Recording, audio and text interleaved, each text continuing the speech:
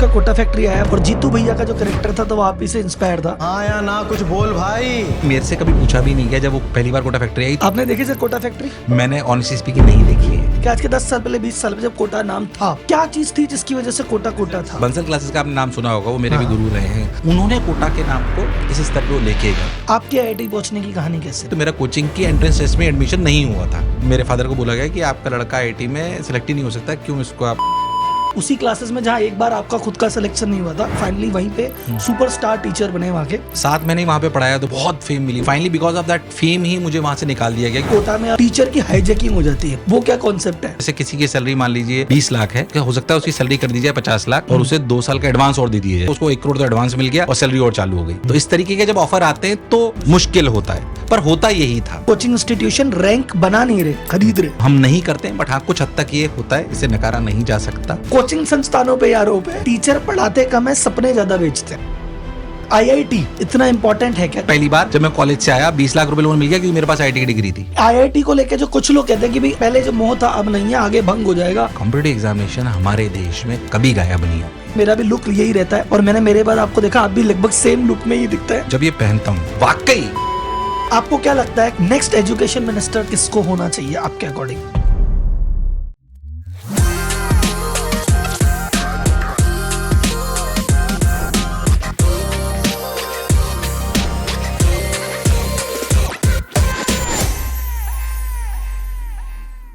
आइए आपको मिलवाते हैं कोटा फैक्ट्री के असली जीतू भैया उर्फ नितिन विजय उर्फ एनवी सर से। इनकी कहानी वैसे ही है जैसे कोई बॉलीवुड की पिक्चर की कहानी होती है।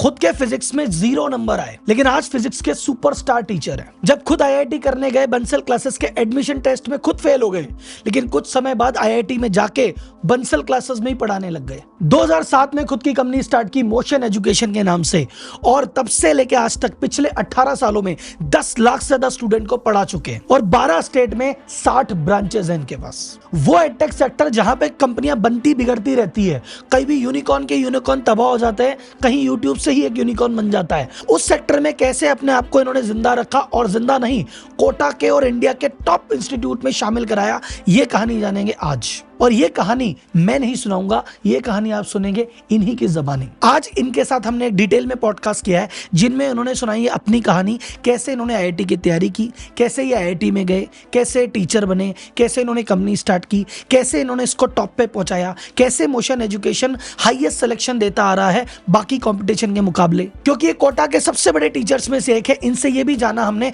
कोटा की रियलिटी क्या है, कोटा क्यों नंबर 1 था, क्यों कोटा लोगों को आना चाहिए, अगर कोटा अभी बच्चे नहीं आ रहे तो क्या मुख्य कारण है, कैसे इन्होंने बिना फंडिंग बिना इन्वेस्टमेंट के जेब के पैसे से 200 करोड़ से ज्यादा का टर्नओवर अचीव किया और आज की डेट में 2000 करोड़ की वैल्यूएशन लेके बैठे हैं। तो अगर आप साइंस बैकग्राउंड से आते हैं, अगर आप आईआईटी की तैयारी करते हैं, आईआईटी में हैं या आईआईटी जाना चाहते हैं, तो ये पॉडकास्ट आपके लिए। अब तक मैंने कई पॉडकास्ट किए हैं, पर एडटेक की जहां बात आती है, टीचर की जहां बात आती है, ये मेरा one of the best podcast है। तो प्लीज इसको पूरा देखिएगा। तो आपको वेट नहीं कराते हैं और सीधा चलते हैं पॉडकास्ट में। नमस्कार नितिन जी, स्वागत है आपका हमारे पॉडकास्ट पे। बहुत बहुत धन्यवाद सर, हम बहुत सारी बातें करने वाले हैं इस पॉडकास्ट पे, पर सबसे पहली जो शुरुआत आपकी कि आप पूरी दुनिया को हजारों बच्चों को आईआईटी पहुंचा चुके हैं, आप भी आईआईटी जा चुके हैं, आपकी आईआईटी पहुंचने की कहानी कैसे रही? मैं बहुत ही मध्यवर्गीय परिवार से कोटा से आता हूँ। फादर कोटा थर्मल प्लांट में इंजीनियर थे, तो कोटा में ही थे, तो पढ़ाई करने का मौका मिला। वहीं पे सब कुछ आईआईटी देखते थे, इंजीनियर्स ही देखते थे, तो आईआईटी की तैयारी करी और मैं आईआईटी बीएचयू में मेरा सिलेक्शन हुआ ड्रॉप लेने के बाद। तो 12th के साथ नहीं हुआ, पर ड्रॉप लेना पड़ा। तो संघर्ष की कहानी थी, पर आईआईटी तक पहुँच गए। तो एवरेज बच्चा पहुँच सकता है। और पहली बार जब मेरी कोचिंग हुई थी तो मेरा कोचिंग की एंट्रेंस टेस्ट में एडमिशन नहीं हुआ था। अच्छा, उस समय तो कोचिंग हाँ, थी, तो बंसल क्लासेस थी जहाँ पे मेरा कोचिंग में एडमिशन ही नहीं हुआ एंट्रेंस टेस्ट में। और मुझे बोला गया कि आप, मेरे फादर को बोला गया कि आपका लड़का आईआईटी में सिलेक्ट ही नहीं हो सकता, क्यों इसको आप परेशान कर रहे हो। मैं ये बात इसलिए बोल रहा हूँ ताकि वो बच्चे जिनको कई बार लोग कह देते हैं कि आप नहीं कर सकते, मैं कहता हूँ इसको एक चैलेंज की तरह लीजिए। जब आप चैलेंज की तरह लेंगे तो वाकई आप आगे बढ़ पाएंगे। तो सर, आप फाइनली आईआईटी में पहुंच गए। आईआईटी के बाद है ना कि कोई किधर जॉब करने जाता है, किधर करने जाता है, यू डिसाइडेड फाइनली कि मैं टीचिंग में आऊंगा। तो ये टीचिंग का कहाँ से मन में आया? सिंपल सी कहानी है कि मदर ने ही बोला था कि एक ही काम करना है फर्स्ट ईयर में जाने के बाद, उसको चेंज नहीं करना है। तो मेरे पास 2 अच्छे विकल्प थे, या तो मैं टीचर बनूं जो मेरी चॉइस का पार्ट था, या फिर मैं एस्ट्रोनॉट बनूं। एस्ट्रोनॉट एस्ट्रोनॉट बनने में मुझे चांस ऐसा लगा कि यार हो सकता है मध्यवर्गीय परिवार के साथ तो पैसा बहुत खर्च करना पड़े, क्योंकि फिजिक्स में मेरा इंटरेस्ट था। तो मैंने सोचा फर्स्ट ईयर में पढ़ा के देखता हूँ। पढ़ा के देखा तो बच्चों को बहुत मजा आया और मुझे भी बहुत मजा आया। बच्चों को तो पता नहीं उस समय आया होगा नहीं आएगा, और मुझे बहुत मजा आया। मैंने कहा यार ये तो बहुत बढ़िया है, थकान भी नहीं हो रही है, 1.5 घंटे खड़े हैं तब भी कुछ नहीं हो रहा है। तो फिर मैंने सोचा यार I must be a teacher. तो फर्स्ट ईयर से पढ़ाना चालू कर दिया, second year, third year, fourth year, फिर जर्नी स्टार्ट हो गई। और फाइनली सर वहाँ से पढ़ाने के बाद आप बंसल क्लासेस में गए, उसी क्लासेस में जहाँ एक बार आपका खुद का सिलेक्शन नहीं हुआ था, वहाँ पे आप पढ़ाने गए और फाइनली वहीं पे सुपरस्टार टीचर बने वहाँ के। तो वो कहानी कैसी रही सर? 7 महीने वहाँ पे पढ़ाया तो बहुत फेम मिली, मतलब जो मैंने सोचा था उससे भी बहुत ज़्यादा। फिर finally because of that fame ही मुझे वहाँ से निकाल दिया गया, क्योंकि मेरी क्लासेस में बहुत ज़्यादा बच्चे हुआ करते थे, बहुत लोग जानते हैं, तो उसको बहुत लंबा करके रिपीट नहीं करना चाहता हूँ मैं। तो उसी वजह से मुझे निकाल दिया, क्योंकि मेरी क्लास में 100 की जगह 300-400 बच्चे हुआ करते थे। दैट इज़ द रीज़न कि मुझे निकाल दिया गया फ्रॉम द सेम क्लास। तो मुझे निकाल दिया गया, पर मेरे पीछे बहुत सारे बच्चे आ गए, बोला सर आपसे ही पढ़ेंगे। तो एक्सीडेंटली मोशन खुल गया, और मोशन का नाम भी बच्चों ने ही रखा था, पहली फीस भी उन्होंने ही तय करी थी as a physics individual teacher. ये अधिकार मैंने पहली बार बच्चों को उसी समय दिया था, उसके बाद कभी नहीं दिया। नहीं तो बच्चे कुछ भी कर सकते हैं, बच्चे शरारती होते हैं। तो कुल मिला के वो जो एक होता है ना अपने कॉन्स्टिट्यूशन में कि by the nation, by the people, for the people, तो ये मोशन वैसी था, by the student, for the student. Correct, 100% वो आज तक है उनके द्वारा ही। तो सर मोशन आपने स्टार्ट कर लिया, वो तो एक तरह का एक्सीडेंट वाला मान लो या इंसिडेंट हो गया कि भी सोचा ही नहीं था, बच्चों ने जबरदस्त, ऐसे मैं नहीं बोलूंगा, आपने मोशन स्टार्ट किया, बच्चों ने जबरदस्ती मोशन चालू करवा दिया। मतलब सोचा था कि कुछ करूंगा, पर इतनी जल्दी करूंगा ये नहीं सोचा था। तो बच्चों ने तुरंत चालू करवा दिया। चालू करने के बाद सर शुरुआती चैलेंज क्या आते हैं? शुरुआती चैलेंज तो बहुत ज़्यादा तो ये है, क्योंकि हमने जो सोचा उससे बहुत ज़्यादा बच्चा आ गया। तो और क्योंकि हमारे परिवार में कोई एंटरप्रेन्योर था नहीं, तो मैं आइडिया नहीं था कैसे मैनेज करें। तो पहले दिन पहली बिल्डिंग की छोटी पड़ गई, दूसरे दिन दूसरी बिल्डिंग छोटी पड़ गई, तीसरे दिन तीसरी बिल्डिंग छोटी पड़ गई। तो जो ऑपरेशनल इश्यूज होते हैं वो आपको नहीं पता होता। पहली बार जो हमारा पियून रखा वो कहाँ से लाए हमें पता ही नहीं था, तो किसी ने बोला इनको रख लो, भवानी करके थे। आपको इसलिए बता रहा हूँ मैं क्योंकि वो आज तक भी संस्थान में है। जो पहले बार पियून रखे गए थे वो आज भी संस्थान में है, जो पहली बार डीटीपी ऑपरेटर रखे गए वो आज भी संस्थान में। पर किस्मत की बात थी कि अच्छे लोग उसी समय मिल गए। तो ऑपरेशन इश्यूज बहुत सारे आते हैं जब आप इनिशियली करते हो, पर धीरे धीरे वो समय के साथ सुलझ जाते हैं। लेकिन सर आप बैठे थे कोटा में, कोटा है मतलब पूरी दुनिया जानती, कोटा में भयंकर कंपटीशन है, हर व्यक्ति पढ़ा रहा है, और उस समय कई बड़े बड़े नाम भी थे। तो उन नामों के बीच में कैसे आप जगह बना पाए और सेटल हो पाए? बहुत लंबी और बड़ी जर्नी है, ये इतना आसान नहीं है। क्योंकि मुझे ऐसा लगता है कि कई बार हम कहते हैं कि सारी जंग पैसे से जीती जाती है, ये कुछ हद तक सच है। बट अगर पैसे को हराना है तो जुनून चाहिए। मैं सबको यही कहना चाहता हूँ, क्योंकि मेरे पास पैसा नहीं था, तो पैसे की ताकत तो थी ही नहीं बड़े बड़े कॉम्पिटिटर्स के बीच में। सिर्फ एक ही चीज थी, जुनून। तो ये नहीं सोचा कभी भी कि यार दिमाग में कुछ और आया ही नहीं, कुछ और कर सकते हैं क्या। यही एक रास्ता है। वो कहते हैं ना कि अपने बहुत सारे एग्स अलग अलग बास्केट में रखने चाहिए। हाँ। हमारे सारे एग्स एक ही बास्केट में थे, दिमाग में कुछ और था ही नहीं कि यही करना है, ऑप्शन ही नहीं है। तो जील थी, जुनून था, तो धीरे धीरे धीरे धीरे धीरे करते करते आगे बढ़ गए। तो चैलेंजेस बहुत सारा है, नो डाउट इसमें। जैसे मैं आपको बताऊं तो पहले 3 साल 4 साल तो एक अच्छी ग्रोथ रही। उसके बाद जब हमें लगा कि यार इसका एक्सपेंड करते हैं, कि यार पहले साल तो बच्चे आते रहे, उसके बाद जब आपको एक टीचर से एंटरप्रेन्योर की तरफ जर्नी के शिफ्ट करना होता है, तो आपको क्योंकि एज अ एजुकेटर बहुत फेम मिली होती है, तो आपको लगता है मैं जो भी करूंगा वो सब सही होगा। पर जैसे ही थोड़ी सी एंटरप्रेन्योर की जर्नी की तरफ गए तो लगा यार हर जगह फेलियर मिल रहे हैं। ऐसे थोड़ी स्केल आता है, कोई भी आगे बेवकूफ बना के चला गया। एक आदमी आया, उसने बोला कि नितिन जी अच्छा आप प्रिंटिंग कराते हो, ये चेक आप पकड़िए और चेक पकड़िए, मतलब चेक दे दीजिए मुझे 50,000 रुपये का बस, और मैं आपका काम 20% कम में कर दूँ। मैंने कहा यार ये बहुत बढ़िया आदमी है, मैंने उसे 50,000 रुपये चेक तुरंत दे दिया। वो आया ही नहीं भाई आज तक। पॉडकास्ट सुन के क्या पता आ जाए भाई भाई आ जाना किधर गया है। तो मुझे लगा यार अच्छा ये तो अलग कहानी है, क्योंकि आप एजुकेटर माइंडसेट से आते हो। सही है। तो वो जर्नी बिल्कुल डिफरेंट है, उसे सीखने में आपको थोड़ा समय लगता है। सर एक जो चैलेंज आता है कोटा में, और मैंने इस सेक्टर में बहुत देखा है, टीचर की हाईजैकिंग हो जाती है, उसका सामना कभी करना पड़ा या वो क्या कॉन्सेप्ट है? बहुत बार करना पड़ता है उसका सामना, बट मुझे लगता है कि उसको कम करा जा सकता है अपने व्यवहार और फ्लेक्सिबिलिटी टू द टीचर्स देके। और एक बात तो हमें माननी पड़ेगी कि जब भी ऐसा होता है तो आपको कुछ ना कुछ रिन्यूमरेशन और हिट रिन्यूमरेशन में लेना पड़ता है, जो लेना चाहिए अगर अच्छा अध्यापक है तो। पर उसको व्यवहार से भी कुछ हद तक कम करा जा सकता है, फ्लेक्सिबिलिटी टीचर को दी जाए तो करा जा सकता है। मैं नहीं कहता हूं कि हमारे साथ ये जीरो हुआ है, हुआ तो है, बट काफी हद तक हमने इन तीनों चीजों से उसको मिनिमाइज कर दिया। कुछ लोग जो नहीं समझेंगे कोटा की हाईजैकिंग, सर एक बार वो जो मतलब मैंने तो पता है तो मैंने आपसे पूछ लिया, हाईजैकिंग कैसे होती है कोटा में, एक बार थोड़ा मतलब आइडिया वो पहले, अब तो थोड़ा मार्केट करेक्ट हो गया है, पर पहले बहुत ज़्यादा हुआ करती थी। तो मैं आपको दूसरे का एग्जांपल बताता हूँ कि जैसे किसी की सैलरी मान लीजिए 20 लाख है, तो उसको क्या हो सकता है, उसकी सैलरी कर दी जाए 50 लाख और उसे 2 साल का एडवांस और दे दिया जाए। तो जिसकी सैलरी 20 लाख उसको 1 करोड़ तो एडवांस मिल गया और सैलरी और चालू हो गई। तो इस तरीके के जब ऑफर आते हैं तो शायद जो उस जगह काम कर रहा है, हम मानव स्वभाव के हैं, उनके लिए भी मना करना बहुत मुश्किल होता है, पर होता यही था। और अब जाके काफी हद तक कम हो गया, कुछ कम हुआ है, पर वो बच्चों के लिए भी सही है और टीचर्स के लिए भी सही है। तो सर क्या चीज मैं बोलूंगा कि इतने कंपटीशन भरे मार्केट में आपने मोशन में कुछ ऐसा करके दिखाया अलग, जिसकी वजह से मोशन इतनी भीड़ के बीच में भी निकला और आज एक बहुत बड़ा नाम बन गया। मुझे व्यक्तिगत रूप से ऐसा लगता है कि हम हमेशा स्टूडेंट सेंट्रिक रहे। हमने कभी भी नहीं सोचा कि हम उनसे कैसे बेटर है, हमने सोचा बच्चे के लिए क्या बेहतर है। तो हमने अपने आप को डिफरेंट ही रखा हमेशा, और बच्चों के लिए निरंतर काम करते रहे, चाहे वो टेक को लेकर हो। जब बेस्ट पार्ट हमने करा, जैसे मैं आपको बताऊं, तो हम 2014 में हमारे यहाँ के हर बच्चे के पास टैब था। मैं उसे अपनी गलती भी मानता हूं कि मैं समय से बहुत पहले था। आप सोचो, जो आज की तारीख में हम कह रहे हैं मोबाइल पे डीपीपी कर लेते, 2014 में हमने हर बच्चे को टैब दे दिया था आई बॉल का, जिसमें हर बच्चे को का होमवर्क उसको दिख जाता था, जो आज की तारीख में सब नॉर्मल चीज है। पर मुझे लगा शायद मैं समय से पहले था थोड़ा उसमें लेके, पर वो चीजें हमें बहुत फायदा करी कोरोना के बाद से, क्योंकि वो इंटीग्रेशन बहुत इंपॉर्टेंट था। तो क्योंकि मैं एज ए स्टूडेंट रहा, तो मुझे जो समस्याएं आती थी कि सारे डाउट क्लियर नहीं होते थे, मुझे लगता था वो स्केल करे जा सकते हैं टेक की मदद से। बच्चों किस किस जगह दिक्कत आती है, उन्हें थ्योरी समझ नहीं आ रही तो कैसे करेंगे, कोई बच्चे का लेवल ज्यादा है, कोई का कम है, बैचेस में अलग अलग टाइप के बच्चे होते हैं, तो टीचर तो एक जैसा ही पढ़ाता है, पर उनको कैसे डिफरेंट तरीके से कैटर करेंगे। तो अगर इसको एक शब्द में बोले तो customisation of education was missing. We have tried to inculcate that philosophy using technology into education. Education कैसे हुआ, जैसे मान लो दो तीन अलग तरह के स्टूडेंट है, उनके लिए कैसे चीज कस्टमाइज हुई? जैसे पहली बात मान लीजिए एक टीचर ने डिलीवर कर दिया थ्योरी को एक क्लास में, ठीक है, ये वो तो डिलीवर हो गई, it's a part of theory. पहली बात, जो साइंस बेस्ड कॉम्पिटिटिव एग्जामिनेशन जिसको हम कैटर करते हैं, इसमें इंपॉर्टेंस सवालों की है। सवाल के लिए थ्योरी रिक्वायर्ड है, दैट इज वन थिंग।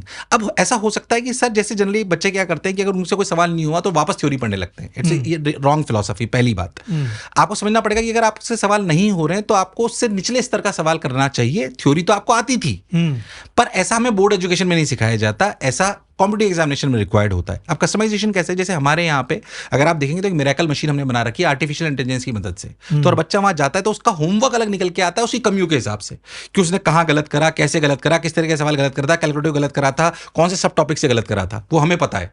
तो बच्चा जब उसको जाता है होमवर्क को निकालता है तो सबका होमवर्क अलग है। आपने, मैंने, इन्होंने, जितने यहाँ लोग बैठे हैं, सबने थ्योरी सेम पढ़ी है, सेम टीचर से पढ़ी है, बट सबका होमवर्क अलग निकल के अलग है। क्या बात। तो इससे कस्टमाइजेशन आता है। ये बहुत इंपॉर्टेंट बातें हैं जिसकी वजह से बच्चे का अपलिफ्टमेंट होता है। तो बंदा अपनी स्ट्रेंथ और वीकनेस के हिसाब से पढ़ रहा है, जो उसकी स्ट्रेंथ है वो उसको है, जो वीकनेस है उस पर धीरे धीरे काम हो रहा है। मैं जब क्लास में जाता हूं सबसे पहले तो उन्हें स्वॉट एनालिसिस कराता हूं, तो मैं स्ट्रेंथ समझो, तो बच्चे बोलते हैं ये कौन सी टर्म आ गई सर, एमबी पढ़ने थोड़ी आए, but it is required. Strength पता होनी चाहिए, वीकनेस पता होनी चाहिए, उसके लिए क्या उसमें अपॉर्चुनिटी, कौन से चैप्टर्स में अपॉर्चुनिटी है, that is a customisation which can be scaled up. ऐसा नहीं है सर हम शिक्षा प्रणाली में कस्टमाइजेशन नहीं करते हैं, कस्टमाइजेशन करते हैं, बट बायस्ड करते हैं। आज भी किसी कोचिंग संस्थान में, किसी स्कूल में, किसी यूनिवर्सिटी में जो बच्चा टॉपर होता है, जो हमारे लिए पोस्टर बॉय बनेगा, उसको तो हम सब पूरी सुविधा देते हैं कस्टमाइजेशन की। अच्छा बच्चा है, इसको ज्यादा सवाल दो, अच्छा बच्चा, इसकी केयर ज्यादा करो। बट व्हाट अबाउट जिनमें कैपेबिलिटी थी, जिनको ग्रो करा जा सकता है, उनको पीछे हम छोड़ देते हैं। तो customisation for a normal kid is required, but क्योंकि उसकी अफोर्डेबिलिटी नहीं होती बच्चे की, तो कोई भी संस्थान कर नहीं सकता। But that can be possible using technology, that is what we have achieved. और मुझे व्यक्तिगत रूप से लगता है कि वही हमारी एक सबसे बड़ी स्ट्रेंथ है। तो सब मोशन के बारे में आगे बहुत बात करेंगे, पर अभी सबसे जो एक इंटरेस्टिंग चीज है, पूरा बाजार मीडिया का तो फेवरेट टॉपिक हो गया है एडटेक सेक्टर। अब क्योंकि मेरे पास अपॉर्चुनिटी है कि भाई साहब आप कोटा से बिलोंग करते हैं, एडटेक सेक्टर के इतने बड़े नाम है, तो मैं एडटेक सेक्टर के जितने भी डाउट्स बाजार में चल रहे हैं और आपकी ओपिनियन उस पर लेना चाहूंगा कि अभी ओवरऑल एडटेक सेक्टर पे आपकी क्या वैल्यूएशन है, क्या लगता है आपको? एडटेक सेक्टर में कई बार सिर्फ एक तो हम ये समझने लगते हैं कि ऑनलाइन है, ऐसा नहीं है। एडटेक का मतलब मिक्सचर हो गया है। जैसे हम भी अपने आप को एडटेक कहते हैं, बट एडटेक का मतलब जो हाइब्रिड मॉडल है, क्लासरूम और ऑनलाइन का राइट मिक्स। अच्छा, इसमें भी समझना बहुत आवश्यक है सर कि जिस कैटेगरी को हम कैटर करते हैं साइंस बेस्ड कॉम्पिटिटिव एग्जामिनेशन, यहाँ पे हाइब्रिड बहुत ज्यादा रिक्वायर्ड है, क्योंकि अनुशासन चाहिए, बच्चे को 12 घंटे पढ़ना है। आप और मैं हैं, मुझे आज की तारीख में हार्वर्ड का कोई ऑनलाइन कोर्स करना है, या आपके जो बच्चे कैटर करते हैं वो बड़े बच्चे समझदार हैं, उन्हें जॉब के साथ साथ 2 घंटे आपका कोर्स करना हो सकता है, ऐसा हो सकता है, तो वो ऑनलाइन करें, चल जाएगा। बट जिस बच्चे को जो 15 साल से 20 साल की उम्र के बीच का है, उसे 12 घंटे का रोज पढ़ना है, तो राइट कॉम्बिनेशन बहुत जरूरी है। तो पहले बात इस तीन लाइन को समझना जरूरी है। तो edtech sector for a science based competitive examination it should be a right mix of hybrid models, because एक अनुशासन रिक्वायर्ड है। अनुशासन के लिए हमें लोग चाहिए होते हैं। 12 घंटे हार्डकोर मोबाइल के सामने अनुशासित रहकर पढ़ना ये कोई बहुत आसान काम नहीं है। 100 में से 2 ही कर पाते हैं। 100 में से 80 को उस अनुशासन में लाने के लिए एक मैनुअल ड्रिवन इकोसिस्टम भी इस टेक में इन्वॉल्व चाहिए। तो edtech is now is a combination of infrastructure, human academic intervention and the technology. लेकिन सर बड़े बड़े जितने भी एडटेक कंपनी थी जो एक टाइम पे 2-2 लाख करोड़ वैल्यूएशन तक भी पहुंची और कई नाम आए बिलियनियर, मतलब सबसे ज्यादा अगर यूनिकॉर्न कहीं निकल रहे थे तो एडटेक में निकल रहे थे, लेकिन आज वो कंपनियां कहीं नहीं है। तो उनकी फेलियर का मेन कारण क्या रहा कि 2-3 चीजें जो सही नहीं कर पाई है जिस वजह से वो फेल हो गई? मैं पहली बात, एडटेक के एक्सपेंशन को हम किसी फैक्ट्री के एक्सपेंशन की तरह नहीं ले सकते। ठीक है, आज हमने कोई रिफाइनरी लगाई, उसमें मशीनरी लगाई, सेटअप लगा, हाँ ये प्रोसेस काम करता है, उसको हम पैसा पंप करके तुरंत रिप्लिकेट कर सकते हैं। चलो 10 खोल लेते हैं, मान लीजिए 10 खोल सकते हैं आसानी से। रॉ मटेरियल आएगा, यहां से आएगा, मशीन लगी, सब हो सकता है। एजुकेशन में intervention of humans is the most important की। ह्यूमन का इंटरवेंशन जो कंज्यूमर के साथ हो रहा है, इसको स्केल करना it is not that easy. इसको बिल्ट होने में समय लगता है। मेरे आज के सेंटर पे मान लीजिए अच्छे लोग काम कर रहे हैं, 20 लोग जो इकोसिस्टम बच्चे की केयर करते हैं। It's ecosystem. मैं मानता हूं कि इसे स्केल करा जा सकता है टेक की मदद से, बट इसको उतने फास्टली नहीं स्केल करा जा सकता है जैसे फैक्ट्री को करा जा सकता है। That is the biggest mistake which they have done. दूसरी बात, एजुकेशन कंपनियों ने जो गलती करी, जिनके अपन नाम शायद लेना समझदारी नहीं होगा, बट उन्होंने जो गलती करी, उन्होंने क्या करा कि अच्छा इस कंपनी को एक्वायर कर लेते हैं, इसको कर लेते हैं। किसी कंपनी, जब एजुकेशन जो कंपनी है, आप देखोगे स्कूल के इंफ्रास्ट्रक्चर, बड़ी बिल्डिंग से स्कूल नहीं चलता है। वो जो चलाने वाला व्यक्ति है, जो शिक्षाविद वहां बैठा हुआ है, उसकी सोल से वो चलता है। आपने उसे खरीद लिया तो खरीदने के बाद उसने परफॉर्म करना ही बंद कर दिया। जब उसने क्योंकि असलियत में उसकी केयर, उसकी शिक्षा के प्रति प्रेम की वजह से संस्थान चल रही थी, उस सिर्फ नाम और उस इंफ्रास्ट्रक्चर की वजह से वो नहीं चल रही थी। जब आपने उस सोल को मार दिया, आप आत्मा खरीद के शिक्षा नहीं चला सकते। ये समझना बहुत आवश्यक है। फैक्ट्री में मशीनरी नहीं खरीद रहे हो आप इंसान की सोल को खरीद रहे हो। जब उसको खरीद लिया तो ये सारी कहानी खत्म हो गई। That is the biggest mistake. And fast expansion हो गया। सोल आपने खरीद ली, व्यक्ति को ही खरीद लिया, ये आपने उसको बिल्कुल खत्म कर दिया। और अपने को समझना पड़ेगा कि एजुकेशन को स्केल करने के लिए बहुत समय लगता है। ये फैक्ट्री की तरह स्केल नहीं करी जा सकती। तो जो फैक्ट्री बनाने की कोशिश करी तब जाके गड़बड़ हो गई। और कुछ कंपनियां सर्वाइव कर रही है, बहुत अच्छा काम कर रही है, और कुछ सेक्टर और अच्छे काम कर रहे हैं। तो एडटेक सेक्टर में कोई कंपनी अगर ग्रोथ करेगी या कर रही है, तो आपको क्या लगता है किस तरह की कंपनीज ग्रोथ करेगी? जो 2-3 फैक्टर जिस पे ध्यान देना चाहिए। प्राथमिकता चाहे हो सकता है कोई पॉडकास्ट में सोचे सिर्फ दिखाने के लिए कैमरे में बात बोल रहा हूं। अगर कोई कंपनी स्टूडेंट सेंट्रिक नहीं है तो कुछ दिन बड़ी हो सकती है, ठीक है, बाकी वो बड़ी नहीं हो सकती। मैं नहीं बोलता हूं कि अब मुझे गलत नहीं ले, क्योंकि मेरे भी बहुत सारे लोग सुन रहे होंगे मुझे। Money plays important role into it, number plays important role, but soul student centric होनी चाहिए। अगर ये नहीं है तो कुछ दिन आप बड़े हो सकते हो, बाकी बड़े नहीं हो सकते। क्योंकि इसमें स्पेशली कंज्यूमर आपका स्टूडेंट ही है। उसका अगर मेंटल लेवल ग्रो नहीं कर रहा है, उसके सर्टिफिकेशन ग्रो नहीं कर रहे हैं, उसका आईक्यू ग्रो नहीं कर रहा है, और अल्टीमेटली वो सक्सेस के पाथ पे नहीं जा रहा है, तो आपको हिट करेगा। अल्टीमेटली एक बात समझे, एजुकेशन हमें क्या देती है? एजुकेशन हमें देती है सक्सेस। सर ये सक्सेस कोई आज तो ऐसा नहीं कि मैंने आज प्रोडक्ट खरीदा, जैसे आज आप कार खरीदने जाओ, कार खरीदते ही मजा आ जाता है। सर शिक्षा का इंपैक्ट 10 साल बाद आता है। तो जिसने गलत करा उसका इंपैक्ट भी 10 साल बाद आएगा या 4 साल बाद आएगा। ये इतनी आसानी से नहीं आता है। इस बात को समझना बहुत, जब तक बच्चे पे ध्यान है तब तक कंपनी बढ़िया है। बच्चे से ध्यान हटके कहीं भी और चला जाएगा तो कंपनी गड़बड़। बाकी सब आपको प्रायोरिटी होनी चाहिए। मनी कैसे मैनेज होगी, लिक्विडिटी कैसे मैनेज होगी, कैसे नंबर्स बढ़ेंगे, फाइन। स्टूडेंट सेंट्रिक, स्टूडेंट की प्राथमिकता होना बहुत आवश्यक है। हम सबसे पहली बात ये करते हैं, अगर आप इससे हिल गए तो फिर आप कुछ नहीं कर सकते। अगर आपने ये सोचना छोड़ दिया कि बच्चा क्या है, बच्चे तो ठीक है यार अपन ले आएंगे, बच्चे लाने का मतलब नहीं है सर उसको जिस वादे के साथ लाएंगे। जैसे आज की तारीख में मैं आपको बताऊं, हम जिस सेक्टर में हैं, हम साइंस बेस्ड कॉम्पिटेटिव एग्जामिनेशन के हार्डकोर फोकस्ड एरिया में हैं। हम तो सर ना बच्चे को कोई स्कूल की सर्टिफिकेशन देते हैं, ना किसी यूनिवर्सिटी की सर्टिफिकेशन देते हैं, फिर भी बच्चा आके हमारे पास आता है सिर्फ होप में। और हम तो ये भी नहीं बोलते कि हमारे तेरा सिलेक्शन हम गारंटीड करा देंगे, सिर्फ ये उम्मीद देते हैं कि तेरे को अच्छा पढ़ाएंगे जिससे तू शायद इस एग्जामिनेशन में सफल हो सकता है। पर मुझे एक बात बैकएंड पे पता होती है कि जैसे हम कह रहे हैं वो पढ़ लिया तो जीवन में सफल हो जाएगा। क्योंकि जो बच्चा 10 घंटे पढ़ना सीख जाए, एक ही जगह पे फोकस होके, वो कैसे असफल हो सकता है? और वैसे बेसिक फंडामेंटल कॉन्सेप्ट की उसको क्लैरिटी है तो कुछ ना कुछ तो वो कर ही लेगा। इसीलिए बेसिकली हमने अभी तक बहुत ऐसा नहीं कि एक्सपेंशन अच्छा नहीं लगता, हम भी चाहें तो 400 फ्रेंचाइजी एकदम से खोल दें, सेंटर्स के लिए आ रहे हैं, हमारे पास भी एक्विजिशन के लिए बहुत लोग आते हैं कि सर हमें ले लो, इसलिए हम अपने आप को रोकते हैं व्यक्तिगत रूप से मैं। और सही बताऊं तो कई बार मेरी टीम नाराज भी होती है, सर ये क्या बात हुई आप रोकते हो, पर मुझे पता है कि अगर आपने डाइल्यूट कर दिया, ट्रस्ट बिल्ड हम बोलते हैं, मोशन है तो भरोसा है, फिर शायद ऐसा लगेगा कि मैं उसके लिए बोल रहा हूँ, बट वो भरोसा बहुत मुश्किल से आता है। बच्चे की पढ़ाई अगर कहीं पे भी हैम्पर हो गई तो आपको पता नहीं है वो कैसे आपको पीछे आके हिट करेगी। तो इसलिए हम फास्ट एक्सपेंशन करने से पहले सोचते हैं कि वाकई क्या हमारी स्ट्रेंथ है कि हम इसको इतना फास्ट एक्सपेंड कर सकते हैं, इसलिए कि अपॉर्चुनिटी आ रही है। एजुकेशनिस्ट को ध्यान रखना होता है कि अपॉर्चुनिटी आ रही है तो हमेशा ग्रैब नहीं करनी होती, कई बार रुकना होता है कि क्या इस अपॉर्चुनिटी के लिए वाकई में बच्चे के लिए फायदा कर सकता हूं, नहीं कर सकता हूं तो रुक जाइए। That is why we have stopped ourself for fast expansion. जब अपॉर्चुनिटी लगेगी तभी उसे ग्रो करेंगे। सर मतलब ये मुझे यहाँ से आपकी बात सुन के वो कारण याद आ गया, उधर आयुर्वेद में कहते हैं ना कि भाई शायद वो पुरानी कंपनियां बड़ी कंपनियां इसलिए बड़ी नहीं, वो जरूरत से ज्यादा इतना खा लिया कि पचा नहीं पाए। करेक्ट। आप उतना ही खा रहे हो जितना पचा सकते हैं, तब जाके ग्रोथ हो रही है और तब जाके बॉडी फिट एंड पर इसका मतलब ये नहीं है कि हम एक्सपेंड नहीं करना चाहते। हाँ। मैं आपको सही बताऊं तो हमारी कंपनी को अब हम पिछले 4 साल से रॉक सॉलिड पीछे से बना रहे हैं कि अफोर्डेबल और स्केलेबल सिस्टम्स और प्रोसेसेस बनाएं।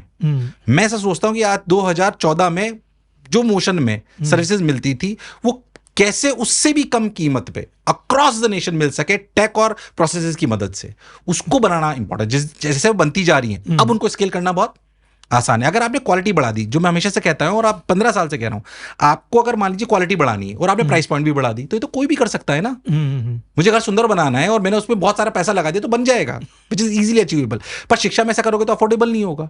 बच्चे को वही क्वालिटी देनी है पर प्राइस पॉइंट को भी साथ साथ घटाना है। ये अगर आपने बिल्ड कर लिया और स्केलेबल कर दिया तो आपका सब कुछ अचीव हो गया। कंज्यूमर यानी कि बच्चा जिसकी शिक्षा अफोर्डेबल हो गई, टॉप क्वालिटी उसको क्वालिटी मिली एजुकेशन में जो जिसका वो अधिकारी है और उसे मिलनी चाहिए, और साथ को उसको हर जगह पहुंचा दिया, रीचेबल कर दिया तो स्केलेबल हो गई।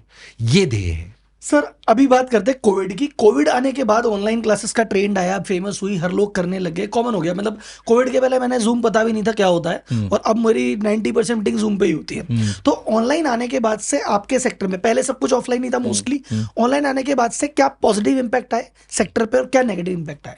पॉजिटिव इंपैक्ट जैसे व्यक्तिगत रूप से हमें बहुत फायदा हुआ उस समय। उसका फायदे का कारण ये था कि हम उसके बहुत पहले से तैयार थे, सब कुछ हमारी पहले से एप्स की सारी चीजें बनी हुई थी, वीडियो सॉल्यूशन बने हुए थे, वीडियो लेक्चर्स बने हुए थे, हमने पहले बना रखे थे 2018-17 में सब कुछ। तो हमें हमारी क्लासेस को तुरंत लाइव करने वाले, शायद हम सबसे पहले प्लेयर रहे होंगे उस समय जो हमने हमारी क्लासेस को तुरंत लाइव कर देता, उसका हमें बहुत फायदा मिला। तो पहली बात, ऑनलाइन ने उस समय कोविड को जितने अच्छे सस्टेन करा वो तो एक बहुत बेहतर बात थी। ऑनलाइन ने जो एक नुकसान बच्चे को पहुंचाया, एक उसका रिटेंशन टाइम बहुत कम हो गया। रिटेंशन टाइम जैसे रील्स जिसे अपन कहते हैं ना, ये उसका क्या है, जो उसकी अपन बोल सकते हैं कि रिटेंशन जो पावर है वो बहुत कम हो गई। वो जो कहते हैं डोपामिन लगातार हिट होता रहता है, वो बहुत जल्दी जल्दी हिट होने लग गया। तो उसको क्लासेस में भी वैसा ही चाहिए, क्योंकि रील्स में तो 1 मिनट में टीचर कुछ ऐसा बोल के चला जाता है जो उसको मजा आता है। 1.5 घंटे की क्लास में जब आपको एक टक होके सुनना है, फोकस होके, तो आपको हर 1 मिनट में डोपामिन हिट नहीं होगी, पर बच्चे को वैसी रिक्वायरमेंट होती है। ये कुछ नुकसान है, पर वो धीरे धीरे हम बच्चे को समझाते हैं तो उसे ये बात समझ में आती है। फायदा क्या हुआ कि इस ऑनलाइन ने, जो बच्चे शायद शिक्षा को जानते नहीं थे कि अच्छा शिक्षा ऐसी भी हो सकती है, जो शायद कोटा को जानते नहीं थे, ऐसे एजुकेटर भी हो सकते हैं, वो गांव तक वो रीच पहुंच गई, चली गई। उससे फायदा एक और हुआ कि जो पहले समझ लीजिए कि गांव में एक ऐसा अध्यापक था जो हीरो था, पर वास्तविक दुनिया से वो शायद बहुत नीचे था, उससे और बच्चों को दोनों को पता पड़ा नहीं यार स्तर बढ़ाने की जरूरत है। ऑनलाइन ने वो स्तर बढ़ाया। So the gap of quality of education in rural area and you can say जहां पे अफोर्ड करा जा सकता है, इनमें बहुत बड़ा गैप था, इतना था, वो ऑनलाइन ने इतना कर दिया, कम कर दिया, which is good for the nation.